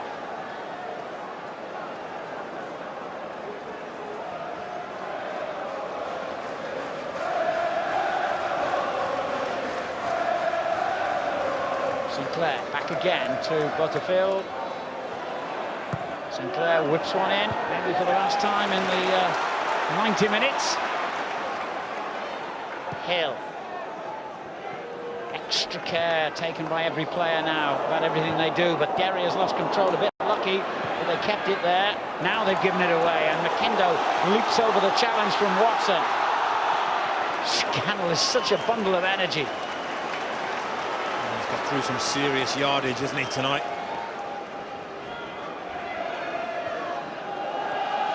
McKindo. Will this be Bristol City's last chance to win it in normal time? Trundle, who so very nearly did with that lovely effort a couple of minutes ago. Oh, Elliott, got to be strong here. And he was fouled. That was a silly, silly challenge by Soares. It's given a free kick and given City the chance to get the ball in their box. The players are unbelievable, aren't they? And they've pleaded their innocence. And it is a silly, silly, silly free kick. Neil Warnock, he wants the whistle to go now, doesn't he? But there's 10 seconds to go yet, Neil. Well, he knows how costly that challenge could be. Listen to the noise. They know, the Bristol City fans, that whatever happens from this free kick, shortly afterwards the referee will be blowing the final whistle. And it goes towards Elliott, trying to get something on it. Very well defended, but only out as far as Noble. He couldn't do it again, could he? No. But he gets a good cross in nonetheless. And there is the final whistle. On Saturday in the first leg we had a hero and a villain in Lewis Carey. Well, we've got another one here tonight as well. And I'm afraid it was Watson. Scored in the first half, missed a penalty in the second. Extra time on the way. We're heading for the max between Bristol City and Crystal Palace. Ben Watson had dragged Palace back into the playoff, and then he missed a penalty which could have killed it off. And then Lee Trundle had a chance onto the crossbar in the second half. Breathless stuff at Ashton Gate. We're about to go into extra time. The managers have had their final words. Gary Johnson for Bristol City, Neil Warnock for Crystal Palace. Where do we go from here, Peter Beagrie?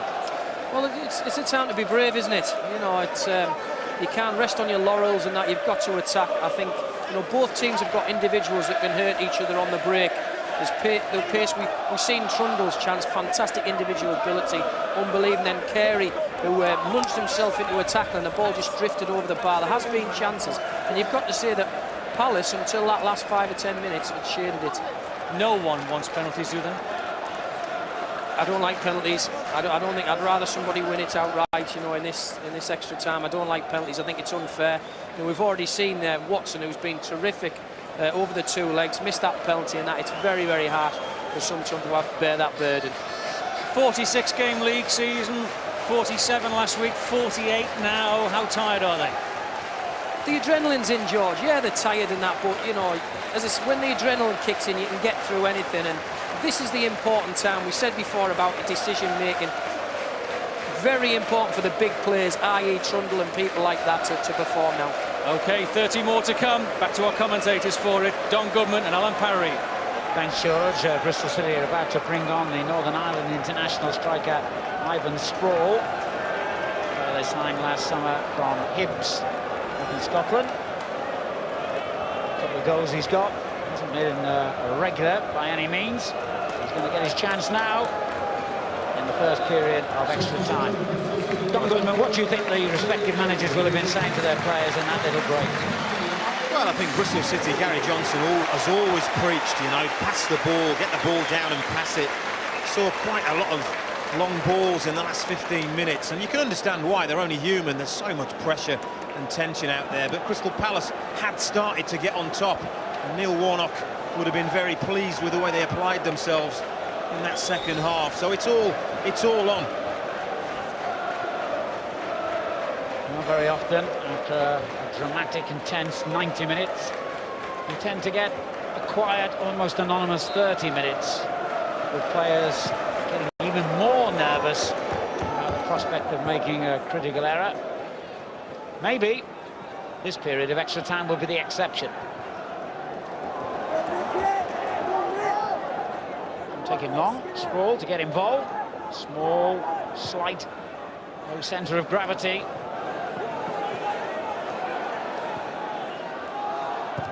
Turned in by Orr, dangerous ball that, away by Hudson to Watson. Well, you know Scannell will keep chasing this. He hasn't given up on anything tonight. He's done brilliant. 17, eh? Morrison.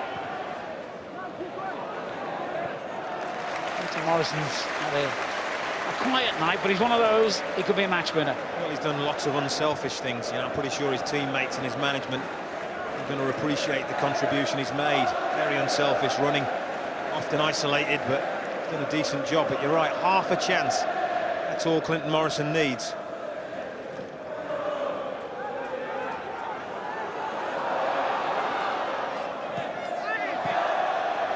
He had a long look and then in the end pointed for a goal kick.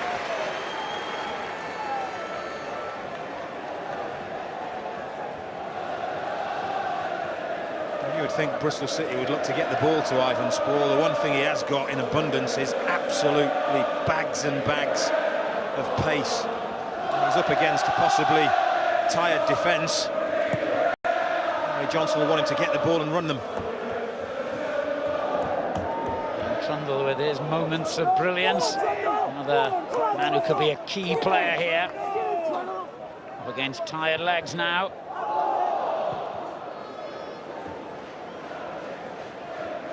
Good header away from Carey. Adebola will chase here. And this time he's got the better of the defenders. But couldn't keep control of the ball. He just needed a little bit of backup, didn't he? He was isolated. Bristol City players getting up in support of him.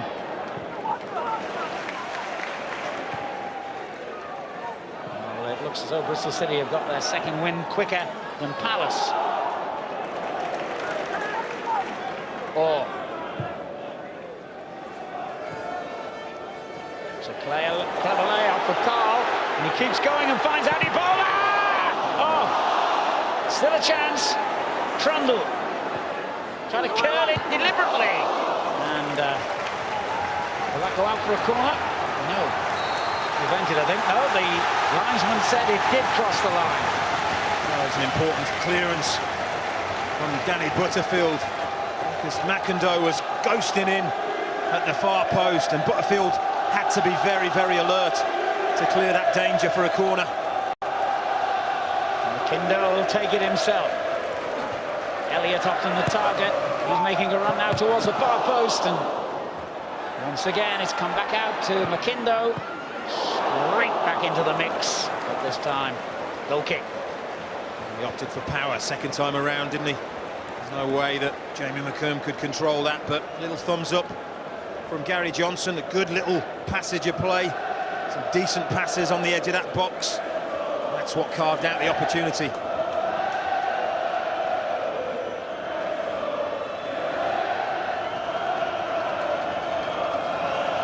Famous old ground, Ashton Gate. It's a stadium that hasn't seen top-level football for the best part of 30 years. Gary Johnson's come here and transformed this club.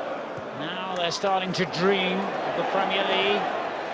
Starting to dream of Wembley for sure. Adebola.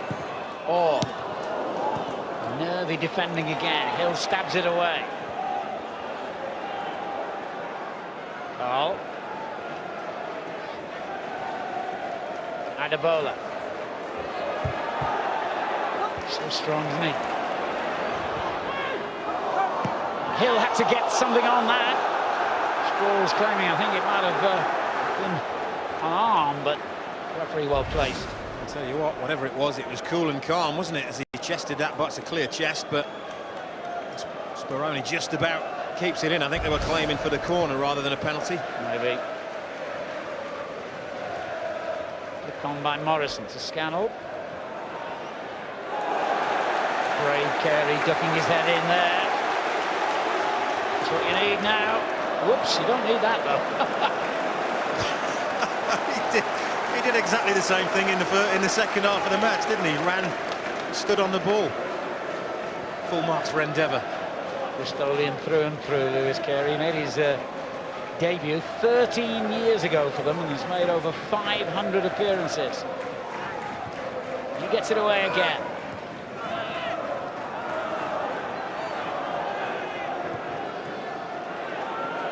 Hill. It's a clever ball. Morrison out to Sinclair. That's not a bad neither, but just too much curl. Well, there are 4 bodies in there to aim at for Scott Sinclair. They're certainly going for it, committing bodies forward. It's just lacking the quality of that cross.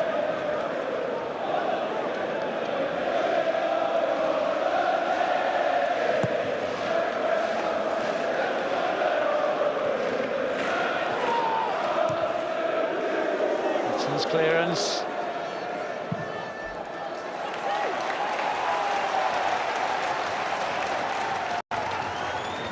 Spectators, like the players now, don't know whether to feel anxious or confident as Carey swings one in.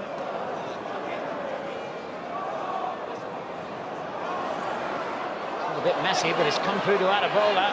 He is so strong. Well, so are those Crystal Palace defenders. Stood up to the test, haven't they? Stayed strong, matched him. Former Palace player himself, of course.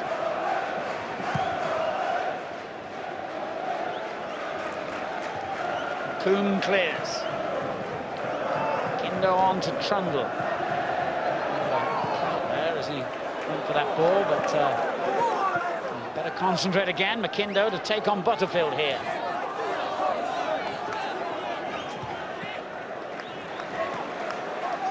Foul. On the ground to Sproul, who's let it run just away from his reach.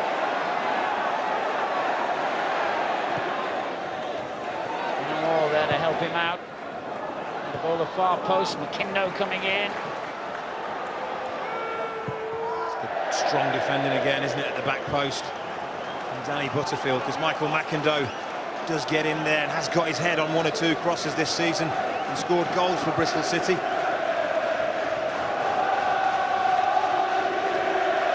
Well, the West Country is known probably more for its rugby than its football, but I tell you, the passion and the noise inside Ashton Gate tonight has been outstanding.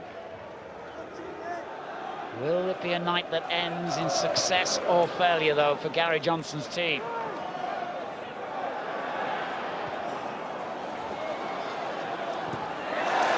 Just dwelled on it there, Sinclair. Crowd appreciating the work rate from Ivan Sproul. Fresh legs, though, just come on. You would expect nothing less.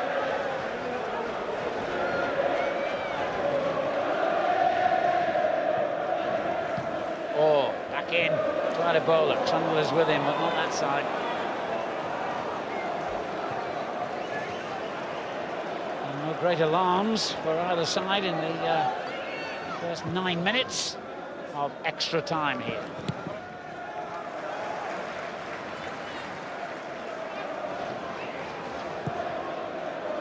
Trundle will chase this one. Adebola's up with him as well.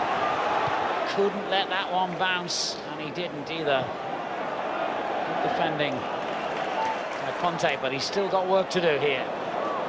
Maybe not. Hill. Sinclair.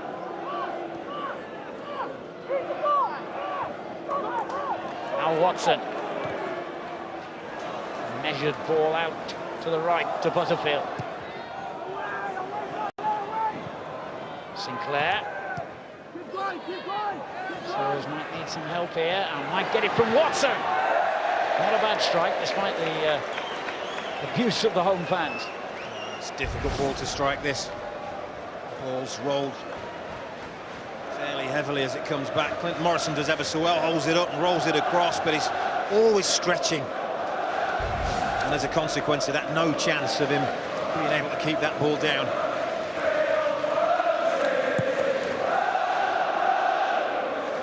Watson, who has had far and away the best chance of this game. A penalty missed, crucially.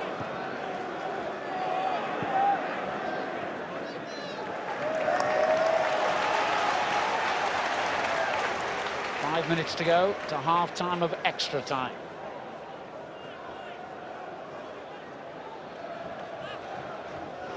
And another substitute being readied by Palace.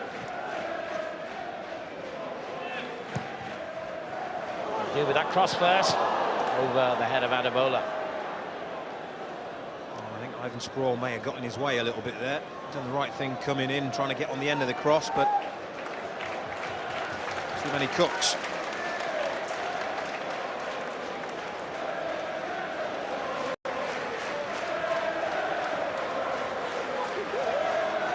It's noticeable, isn't it? The pace has slowed down somewhat. Fast and frenetic. They've all got through a lot of work out there, and it's been very hot too. Carey pumps one in towards Adabola. No problem though for Speroni.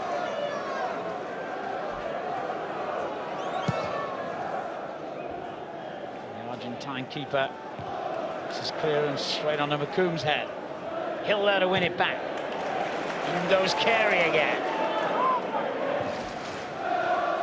Here's Watson for Palace. Sinclair.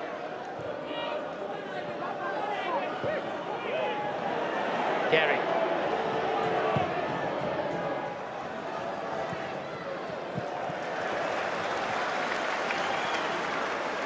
Asking a lot of Butterfield, isn't it?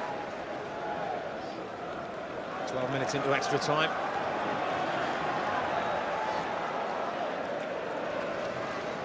It's almost as though the game has gone into a bit of a lull, almost as though people are accepting perhaps that it would be decided in a shootout. Just needs that one piece of magic. There are players out there that can provide it. It's just a question of whether or not they've got the energy to do so. There's a lot of tired players out there now. Can anyone light the fire again? There's one man who should be fresh anyway. Ivan Sprawl. Down the line it goes to the ever unpredictable Lee Trundle. Held off the challenge. Leaves it to Elliott.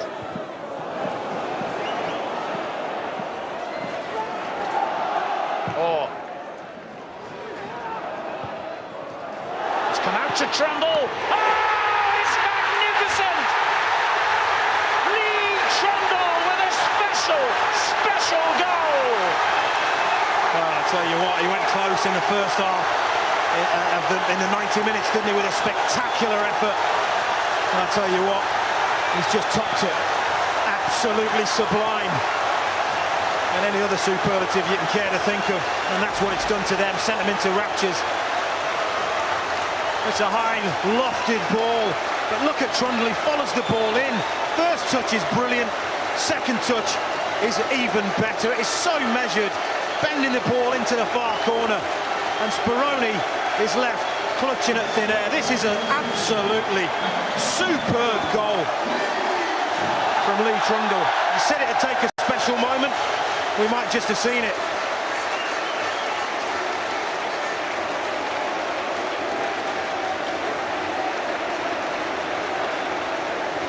Look at the reaction in 9/10 of this stadium and in the other 10. Well, they call players like Lee Trundle maverick footballers. You never quite know what you're going to get from them. Some days he can be awful, some days he can be brilliant. He has scored a brilliant goal, that's for sure. Maybe a match-winning goal. I'll tell you what, if it is, it would be worthy of winning any game. It's absolutely sensational. He has absolutely lifted the roof off this football stadium.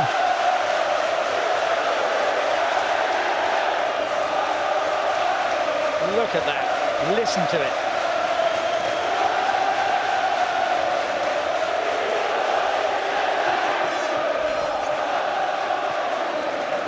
We are very nearly at the end of the first period of extra time.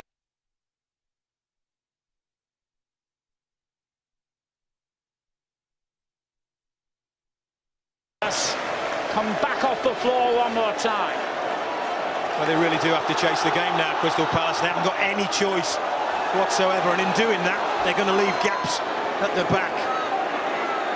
Here's the man who's punished them once. Showboating now. Got to watch his angles if he does too much of that. Oh. Carl.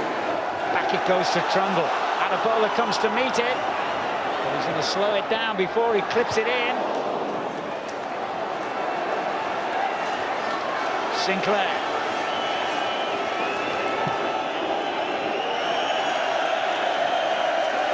Basso in control of that situation.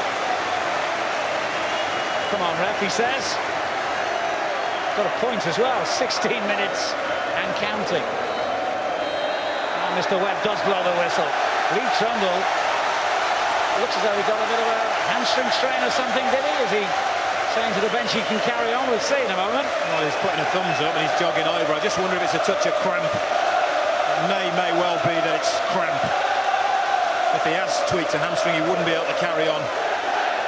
And of course, the other thing is, if he has just scored the winning goal, he won't want to take any chances, otherwise if he tears that hamstring properly, he'll be missing out on a big Wembley appearance. But what about this for a strike? He's very, very aware. Look at his position, and he follows the ball in and he gets on the knockdown. And it's all about his touch. First touch is brilliant, and the second one is absolutely magnificent.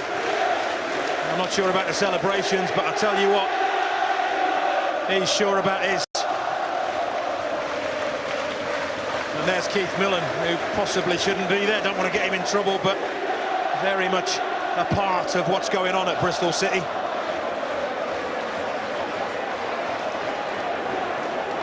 Yes, I think we should overlook that one. We don't know exactly what Mr. Webb sent to him in that first half incident, but he appeared to send him to the stands. Certainly hasn't been on the touchline. The huddle again. Both teams. The words of advice, encouragement, motivation from the managers and the coaches, and the Bristol City and the fans.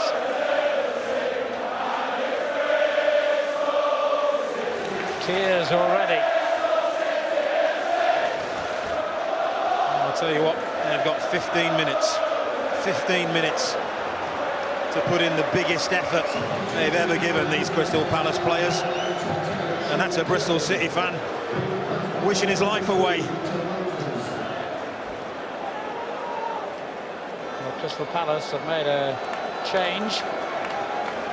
Just brought on Victor Moses, the 17-year-old, to replace Sean Derry.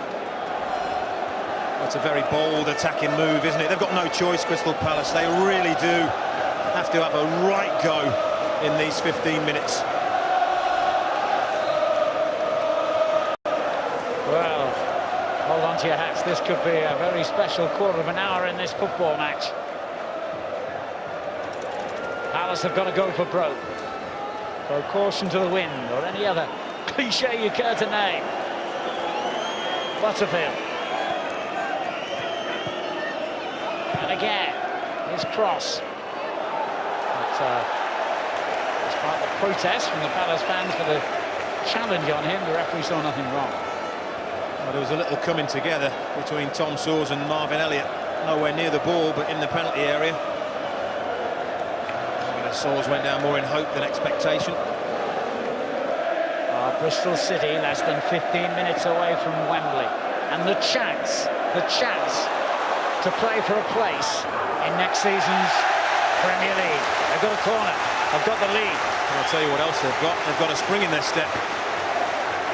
Lots of players out there were absolutely shattered, but what about that for a burst of energy from Jamie McAllister? And they certainly are not going to be in any kind of a rush to take their set pieces.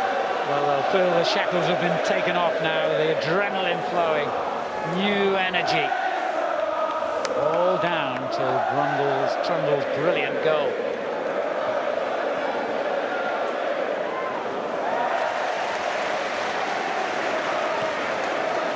Familiar going to Wembley song that we had to lose for a few years when it was in Millennium Stadium. Here's Sprawl going through. Great ball back in. Oh, it was so close. Well, any kind of better contact from Dili Adebola, and this ties out of sight. Oh, really have been infused with new energy, haven't they? Bristol City. Best way to defend the lead. Go on the attack. That was obviously the advice of their manager.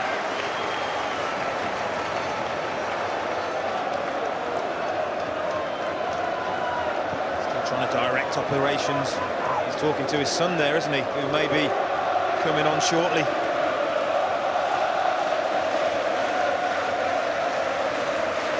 And the crowd have decided that the match has been settled by Trundle's super strike. Well, Palace will have other ideas.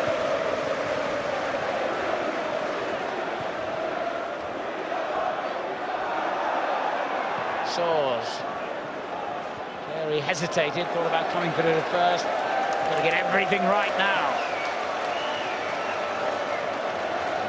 Adriano Basso again. It'll take all the time in the world. This is where, if you're losing, the minutes whiz by. If you're winning, the seconds seem to take an age. Bristol City have got a free kick on. Yeah, I was going to say it's the last thing Crystal Palace need at the moment. Again, it's another stoppage. Bristol City free kick. And before they take it, Lee Johnson will come up. Over 40 appearances from him this season, but he's been injured of late. Now listen to this. That's the applause for a goal-scoring hero. Maybe a match winner. Deservedly so. And a huge ovation. He'll be praying now, and his boys can just hang on to this for another 12 minutes or so.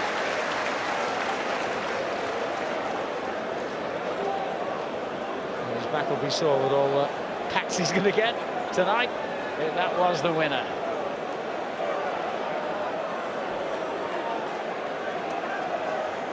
They could be lining this one up from McKindo to smack one in. Oh!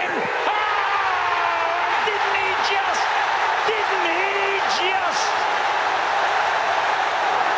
That's Wembley. That's the game, set, and the match. And I'll tell you what, we have had some spectacular goals in this tie, in both legs. And once again, this one is right up there with all the others, and they know exactly what that goal just means.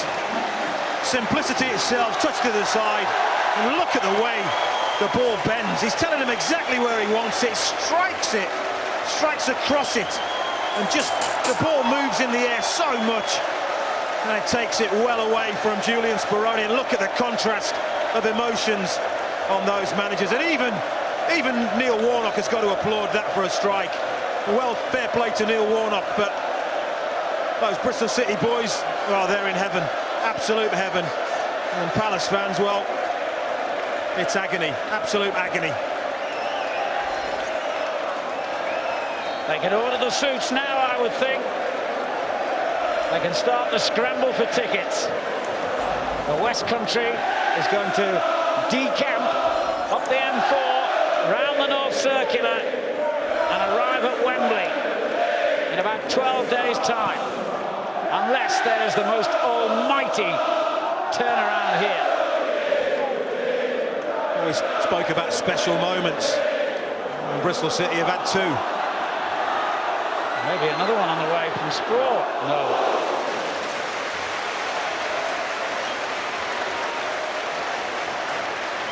Tears of a possible loser.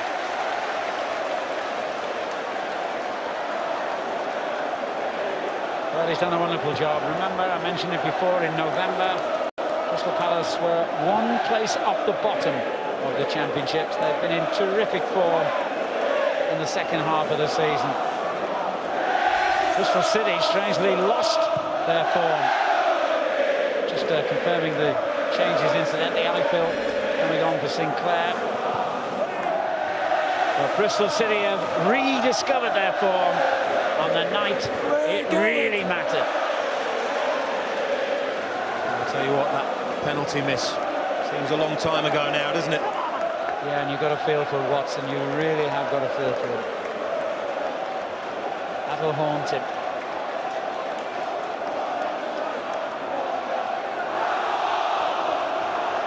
Handball there. Mr. Webb saw nothing wrong.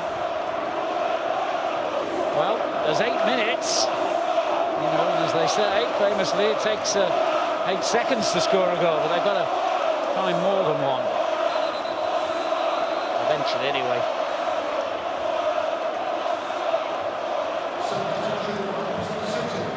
Well, he's a fighter, and he will insist his team keeps fighting to the end.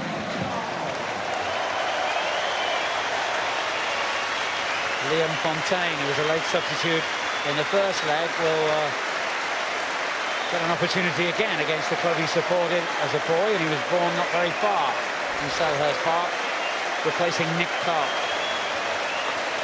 There's another one over the 2 legs. He's played supremely well. And Gary Johnson now bringing Liam Fortune on just to shore up that defence and hang on to what they've got, and it's going to take an enormous effort from Crystal Palace to be able to pull this tie round.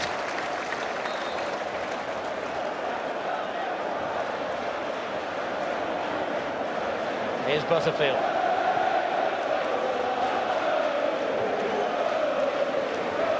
Scannell. Butterfield can only think about pumping it into the box now. Time for subtlety long gone from Crystal Palace's point of view. They've changed the order around by the way of the playoff finals this year, because there's quite a number of championship players involved with various countries for the European Championship. So the championship playoff final actually kicks off that wonderful weekend. It goes Championship first, League One second, League Two third. So it'll be Saturday the 24th. Probably Bristol City meet. Who knows? Can't even predict this one at the moment. They don't care, do they? They don't care who they're going to meet.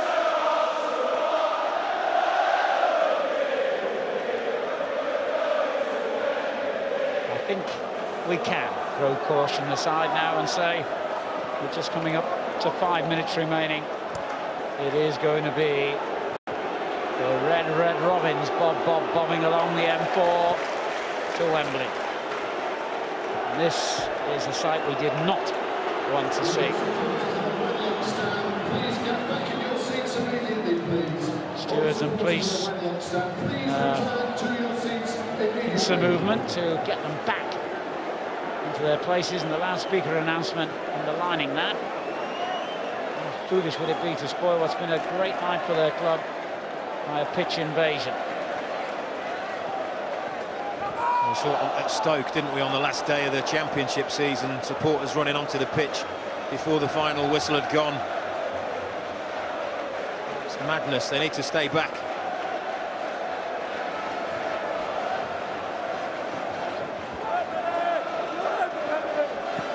Roses trying to take on McAllister. Desperate that that doesn't go for a corner. Players know how close it is to the finish. They won't know exactly though. Under 5 minutes. Well, Victor Moses has got a really long throw. He's just going to launch this right into the heart of that Bristol City penalty area. Well, it wasn't a bad effort. Well, there's one for the cameras, but it was still a good save. I think you've called it to perfection, really. He did one like this on Saturday, in full control of that, but wow. That's going to look good in the papers. And so is that scoreline, if it stays that way. Crystal Palace need to find not one but 2 goals.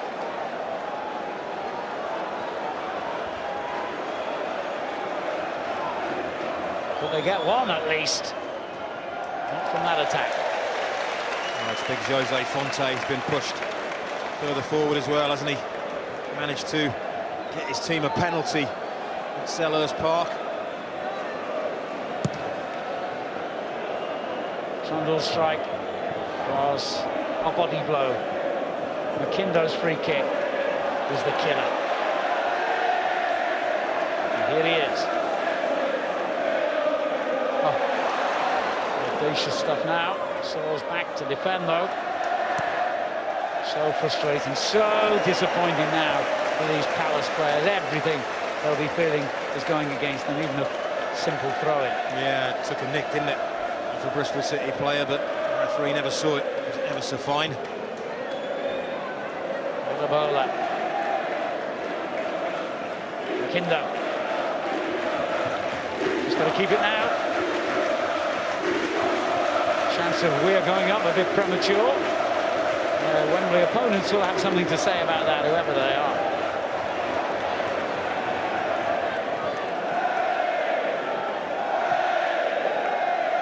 Champagne football now. Referee wisely said play on. He was going to give a free kick. Sprawl. So the overlap from Orr, who got carried away with thoughts of glory there. I thought that was going to be a Carlos Alberto moment as Bradley Orr steamed up the outside. Not quite the same finish. I think that's fair comment, yes.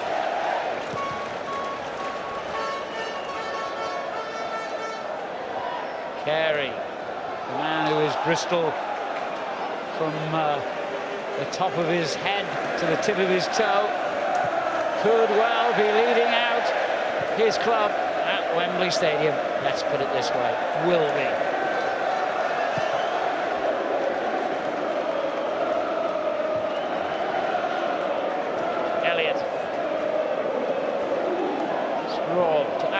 A lovely little layoff back again to Johnson. Oh, good save has come back to Straw, but he's just a bit of composure. They don't mind now, the fans. Well, they're enjoying it now, aren't they? For the last sort of 10 minutes or so, it's been very comfortable. Crystal Palace having to leave 4 or 5 players up front, leaving up Bristol City to play keep ball and break forward and get the odd shot in.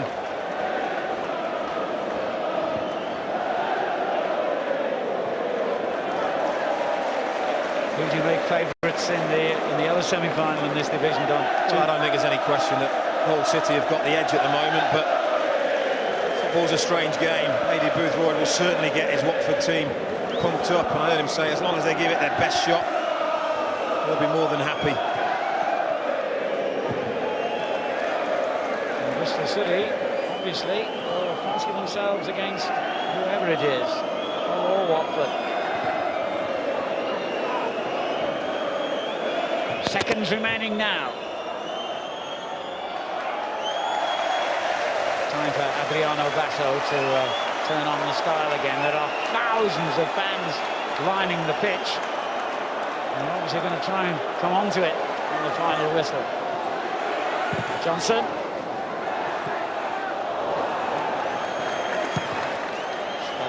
Pumps it forward for one last time.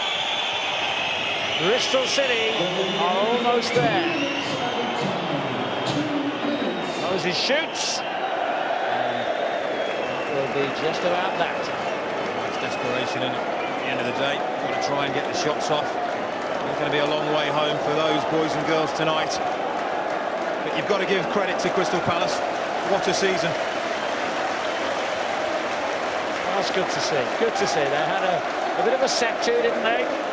After the first leg and during the first leg. That's the other side of Neil Warnock, who's a bit of a Jekyll and Hyde character anyway. Charm personified sometimes. When he gets out there, quite the opposite. Well, he wants to win. He's a winner. He's used to winning. He'll do whatever it takes, but he is a gentleman as well. That's the other side of the coin that people don't get to see. I'm sure Mr. Webb will be sensible here and blow the whistle when all the players, well, I was going to say are close to the halfway line, but of course it's no good here because they've got to race all the way down to the dressing room tunnel behind the goal. We'll wait for a Bristol City attack, eh?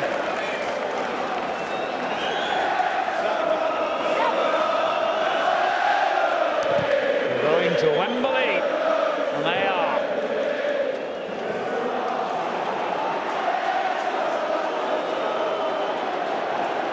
Going on the attack one last time as well. Johnson's well placed in the middle here. If he could have found him, that would have been the icing on the cake if the manager's own son could have scored a goal. Or Carey even. Ooh. I don't think I've ever seen so many people on the touchline of a football ground. It's incredible, isn't it? It's like when you used to play at the park and spectators gathered on right on the edge. I've never had that many watching me. Here we go, the mass invasion. Bristol City have beaten Crystal Palace to claim the first Wembley playoff remarkable season. Gary Johnson will be taking the West Country Club to the world's most famous stadium on May the 24th, where they will play either Hull City or Watford, with the prize at stake, a place in next season's Barclays Premier League. And that's what it means to the people of Bristol. And you can only feel agony for poor Ben Watson. He scored from the penalty spot in the first leg. He missed from the penalty spot tonight, having earlier scored in the game with a header. Now he has lost a face in the crowd, inconsolable. It's a long time since they've seen scenes like this at Ashton Gate. Well, the horses aren't exactly white, but it does remind you of that most famous of Wembley occasions nonetheless. There's no hint of trouble, I'm glad to say. They shouldn't have invaded the pitch, of course, but at the moment it all seems fairly good-natured. Let's just hope they don't try and taunt any of those Palace fans at the other end. Party time! Absolutely. Be a good place to be, Bristol, tonight. You've got to feel for Crystal Palace. That's the flip side of every occasion like this. There's a winner and there's a loser. Crystal Palace, well, they've had a terrific season. Let's not forget they were toying with relegation when Neil Warnock got there, but tonight's going to be about Bristol City. Particularly West Country song as well. Drink up these cider. And I think they'll be drinking up these cider and a few other things tonight.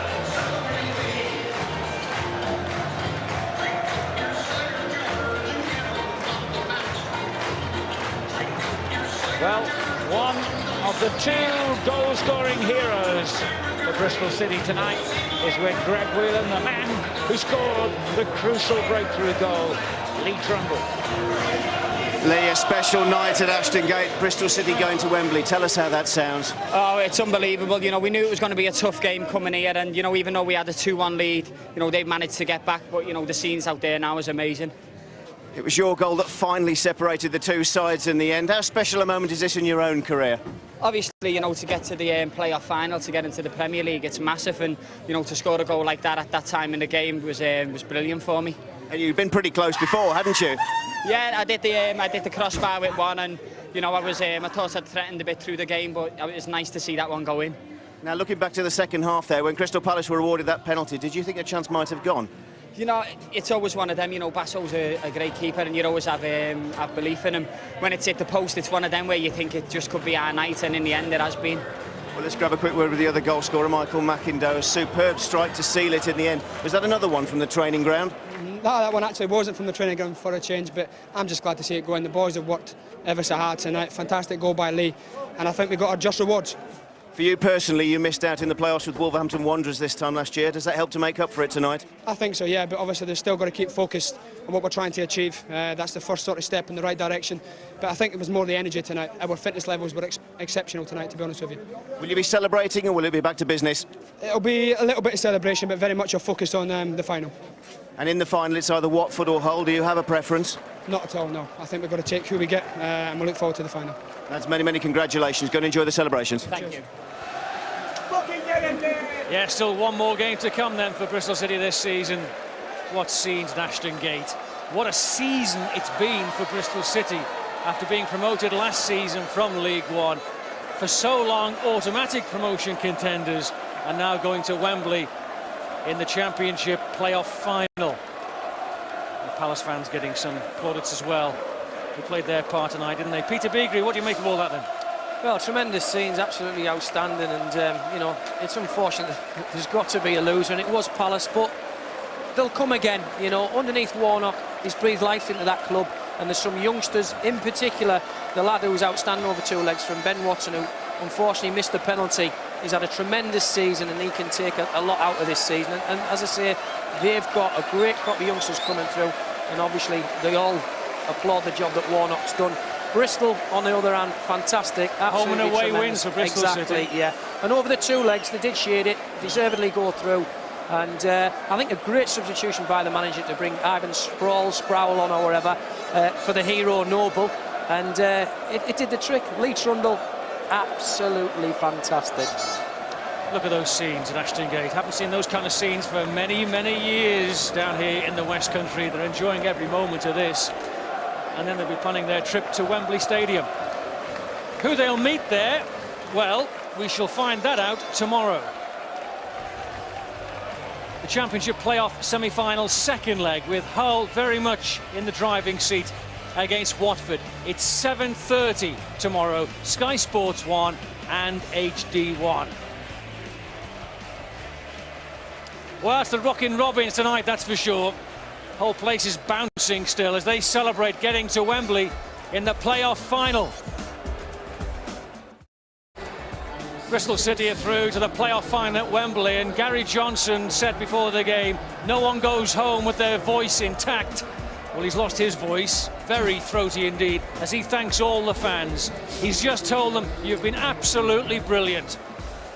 And there's no question of that. And so have they, the Bristol City players, have come through home and away wins against Crystal Palace, sending them through to Wembley. You know those players are feeling, Peter, now? Yeah, absolutely. It's only part of the job, though, done, though. You know, they get a chance to have a day out at Wembley, absolutely fantastic. Tomorrow it'll be back to focusing on the job in hand. Yeah. Huge game to come then for Bristol City. All about preparation now, isn't it, really, for them? Yeah, absolutely. And they know a lot about Hull and Watford. You know, depends who they get. They won't bother. They're there. It's all about what they do. And we've seen today, you know, when they get it right, their 4-4-2 is fantastic. Well, back in the dressing room, and Greg Whelan has a man who's been the heart and soul of Bristol City over the years, Lewis Carey. Sum up what a night this is for Bristol City Football Club. It's a great achievement so far from the lads. You know, we've put a lot into this season. And to make a final at the start of the season, you know, we wanted to either go up top 2 or make the top 6, and we've done that. So we know we've got another game ahead of us yet, so we're not getting too carried away, even though the lads are a little bit excited at the moment. After missing out on automatic promotion, a night like this really helps up to make up for it, doesn't it? Yeah, definitely. I think the last 10 games of the season, you know, we've really struggled until the Preston win. I think it was 1 win in 8. So, you know, to get that win and get the confidence to take into the playoffs was, you know, was paramount. And then a good performance Saturday led to a good performance again tonight. And, you know, the lads knew we got it in us and that we'd finish stronger than them. But it was just a case of keep going and wait for the breaks. Thanks in part to your goal in the first leg. You came into the second leg as favourites, but it was a long, tough night, wasn't it? Yeah, definitely. You know, especially when we saw their goal go in. But in all fairness to our fans, you know, they was behind us from then on, and you know, it was them in the end that helped us carry us over the line. Just tell us what this means to you personally. You've had 13 years at Bristol City, and here you are now, 90 minutes away from the Premier League. Yeah, you know, it was a reason why when I left midway through that I came back, because I thought we could do it with this club. You know, and it was a boyhood dream of mine to do it with this club. And now at the minute we've got a great chance of doing that. I'll let you go and enjoy the celebrations. Many congratulations. Cheers, thanks. Yeah, he left to join Coventry, didn't he? He lasted about 5 minutes. Yeah, absolutely. Couldn't wait to get back down here again. You know, some clubs fit players, and Lewis Carey's tried this one on, and he's not giving it up. Fantastic pro. He's been great servant to the club, and over the two legs as well. Didn't give Clinton Morrison a sniff. Another player over 2 legs, certainly had 2 fantastic games. Bradley Orrs with Greg Whelan now. Bradley, a long night, a tough night, but it all worked out very well in the end. Yeah, it was. It was a long night, and you know, they scored the first 20, 25, and we knew it was a tough task. But the character in the dressing room is fantastic, and we've come through in the end. Bradley, what was the thinking going into this game? Because you had that precious advantage from the first leg. Well, we knew it certainly wasn't over. You know, we heard all the comments that we were celebrating, and we weren't, because we knew how tough it would be tonight. And fair play to Crystal Palace. They've come here and give us a great game. And, you know, you've got to hold your hands up. Well done to them, but tonight's our night, and full credit to everyone involved. This is a big night at Ashton Gate. Tell us what part the fans played. Massive part. I can't even just say tonight. All season they've been right behind us. Week in, week out, the 12th man, we say it all the time, home and away, they sell out every week, and they've been different class, and I think myself and on behalf of all the players, we'd like to give them a big thank you and say thanks very much, and we look forward to it again at Wembley. Bradley, many congratulations. Thanks a lot, mate. Everybody looking forward to Wembley, including the chairman, Steve Lansdowne. He's put his money into the club, hasn't he, Peter? He's getting some reward. Yeah, he's absolutely fantastic, and it's a great story, George. It is like a fairy tale, and there's no better reward for these fans than taking them to Wembley. Absolutely tremendous. Fantastic scenes here at Ashton Gate, but it could have been so different. Ben Watson, who dragged Crystal Palace back into this playoff, had the chance to possibly finish it off with a penalty. Well, he was balanced on a knife edge, and if that goes in, arguably you could say that it changes the game. You know, goals do change games, and I feel sorry for the boy because he's been tremendous. And a lot of bottom to step up and take that. Got him back into the first leg, but after that, you have to say Bristol were buoyed by that, made changes, passed the ball quicker, got forward, and they had the greater majority of the good chances. We said before the game, Lee Trundle. We said at the start of extra time, Lee Trundle, and in the end, it was a bit of magic from Lee Trundle, wasn't it? And this is why you keep him on the pitch. He had his sight that he hit the bar. Difficult for the keeper. People might say he could have done better, but you know, we see it here. There's bodies in front of him, and he sees it late. But he's just got. They call it a wonderful left foot. It's a wonderful left foot. It is like a wand. It's tremendous, and he has got the skill and the ability. I love watching the kid play, and it's as if he's playing in a park. You know, he's absolutely tremendous. And Wembley. Oh, look at that, Gary Johnson celebrating there. And it could be his stage, Wembley. It has been in the past, you know, the Football League trophy. Remember him scoring a fantastic goal there for Swansea. It could be his stage again. Yeah, see, you get him to the edge of the box and you get the ball in and around his feet. We've seen when the game got stretched and Palace had to chase the game, he was the one pulling all the strings. Great, you know, and up there with Adebola there as well, you know, physical presence and the threat as well. I thought they were terrific. Play a really good football and justifiably in the final. OK, let's hear from the Bristol City manager, Gary Johnson. He's with Greg now. Gary, many congratulations. A historic night. How proud are you of these players? Well, as proud as anyone can be. You know, we always come, well, we seem to come back from adversity on many occasions, and we had to do that today. You know, we wish Crystal Palace well, of course. You know, everything's after the event, everyone's got to be humble. We're humble in victory, but the lads have put in a fantastic performance here to come back and finish like they did, as strong as they did, and it's credit to them for their season's work on the training ground. Palace did make it tough for you tonight, didn't they? Yeah, of course they did. You know, it was a goal they scored, and it was difficult for us to get it back. But you know, we got to be careful because we've got one massive game to go. You know, it's still, of course, it's not over, but now we've only got one game to go. And of course, we're going to enjoy Wembley, but as everyone knows, you only enjoy it if you're the winners. What thoughts ran through your mind when Crystal Palace were awarded that penalty? Well, my first thought was, come on, Bass, you know, because he does come up trumps when he needs to.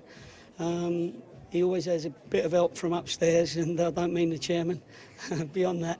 And, you know, he's made a fantastic save, and that's how semi-finals sometimes and big games are won and lost. Your goalkeeper doing what he does well. Tell us what this night means to you personally, as a manager.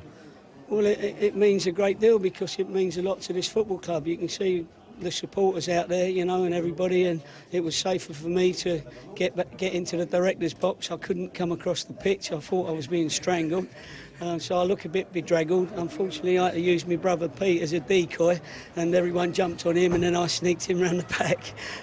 But anyway, you know, it means a lot to this football club. But as I say, we've got one more game to go. Gary, many congratulations. Thanks very much, thank you. Yeah, as a manager, he's not thinking celebration, he's thinking preparation, isn't he? Yeah, absolutely. And he's done a fantastic job here. Chairman invested in him more than anything. The players bought into him, his work ethic and what he wants. Very clear in his ideas, and he said before, he's a gentleman. He's been brilliant this year. Many people thought it was a surprise when Michael McIndoe came from Wolves down to Bristol City. Yeah. We'll see his goal in a second, because I think Neil Warnock is ready to speak to us. In a second, he'll be there. McIndoe came from Wolves, last season's playoff losers. People were surprised by that. He came down here, and this is the reason why. Yeah, absolutely. He's been terrific from. He gives them that balance on the left-hand side. Wonderful delivery from set pieces, and he's a set piece. And what he's done great is he's set it on the keeper, and it's gone into the side net. And because he's struck it with his sweet left foot and with his laces, tremendous finish, and that gave him the breathing space. Then that was game over. Neil Warnock even applauding that strike. And I think he knows over 2 legs that Bristol City were the better team. We shall see, though, because we'll hear from him now. Neil Warnock is with Greg Whelan. Neil, commiserations. How tough is this to take in the end tonight? Well, obviously it's disappointing, isn't it? You know, but I'm glad we played well. I mean, Saturday I thought we were poor Saturday, and we didn't give a game much of account of ourselves. We were fortunate to be 2-1 down, but I knew we were better than that. You know, the atmosphere was great, and we thought we could go and win it. We wanted to get one. You know, if we could get one before half-time, it'd be great. And then, you know, 17 minutes to go, we get the penalty. So you can't ask any more than that. It's not his fault. I mean, it's I wouldn't have wanted to take it. And then 2 great goals. And you got, you know, they scored 2 on Saturday as well. So, you know, I wish them well. I've just been in to say well done. And it's a great place. They're good fans here, apart from the guy who thumped me on the way off. But that's. I wonder if I get the Football Association might find him. It was a tie full of great goals, in fairness, wasn't it? And at the end there, when Michael McIndoe scored the free kick, even you were applauding. I did, yeah. It was a good goal. I mean, crikey. I thought both goals were good. You know, sloppy, but I think the penalty would have killed them. I thought they'd gone then. I thought we were a far better side tonight. I just said how proud I am. I couldn't be any prouder of my lads tonight. Whatever, you know, when I come, they look like relegation, and tonight we looked a good side, and I'm pleased we finished on a performance like that. Have you had any words of consolation for Ben Watson, because it was a superb overall performance from him? Well, I just said I wouldn't want to take a penalty like that. I can't even look, never mind take it. But no, he's done well. I thought he was going to go win in the first few weeks I came, but he's improved. I thought him and Tom Soares were absolutely magnificent tonight, and Derry. I thought we all played our parts, and we made it for a few sort of dicky hearts, wasn't it, for the Bristol fans? They know that they've not been in a game tonight, makes no mistake, and I'm proud that my lads have shown what they can do, and great for the fans. We couldn't say thank you at the end because we're the police, but it was great for the fans. They were brilliant tonight. Neil, thanks for talking to us. Thank you very much. Yeah, he's done very well, hasn't he? And in the end, the squad has been stretched so far with youngsters and everything else. Did they run out of gas in the end more than anything else? I think they run out of players, didn't they? He did brilliant, Neil, when he first came in, because he gave the youthful players a chance. And in Soares and Watson, who he's name-checked there, he's brought Sinclair in as well. He's given Scannell, you know, his chance. He's not afraid of doing that. And you don't get 6 promotions by being a lucky manager. He's a terrific manager, and he's a good man manager. He gets the best out of his players. He's been terrific this year. Can't speak highly enough of him. Could be more of this tomorrow night, couldn't there? Although I think there's going to be. 2-0, you think, Hull? Yeah, I mean, you would think that that lead's not going to be overturned, but hey, this is the playoffs. Anything can happen. Anything can happen. Good phrase, yeah. This is what's coming up for you on Sky Sports. That match, the Championship playoff semi-final, second leg, Hull against Watford, 7:30 tomorrow. Sky Sports 1, HD 1. On Thursday, it's Carlisle against Leeds, 7:30, Sky Sports 1 and HD 1 in League 1. And the other League 1 playoff semi-final, Doncaster against Southend, 7:30, Sky Sports 1 and HD 1 on Friday. Thanks very much, Peter Beagrie. Pleasure, mate. Fantastic performance from you. And a fantastic performance by Bristol City. They are through to Wembley in the playoff final. From all of us, bye for now.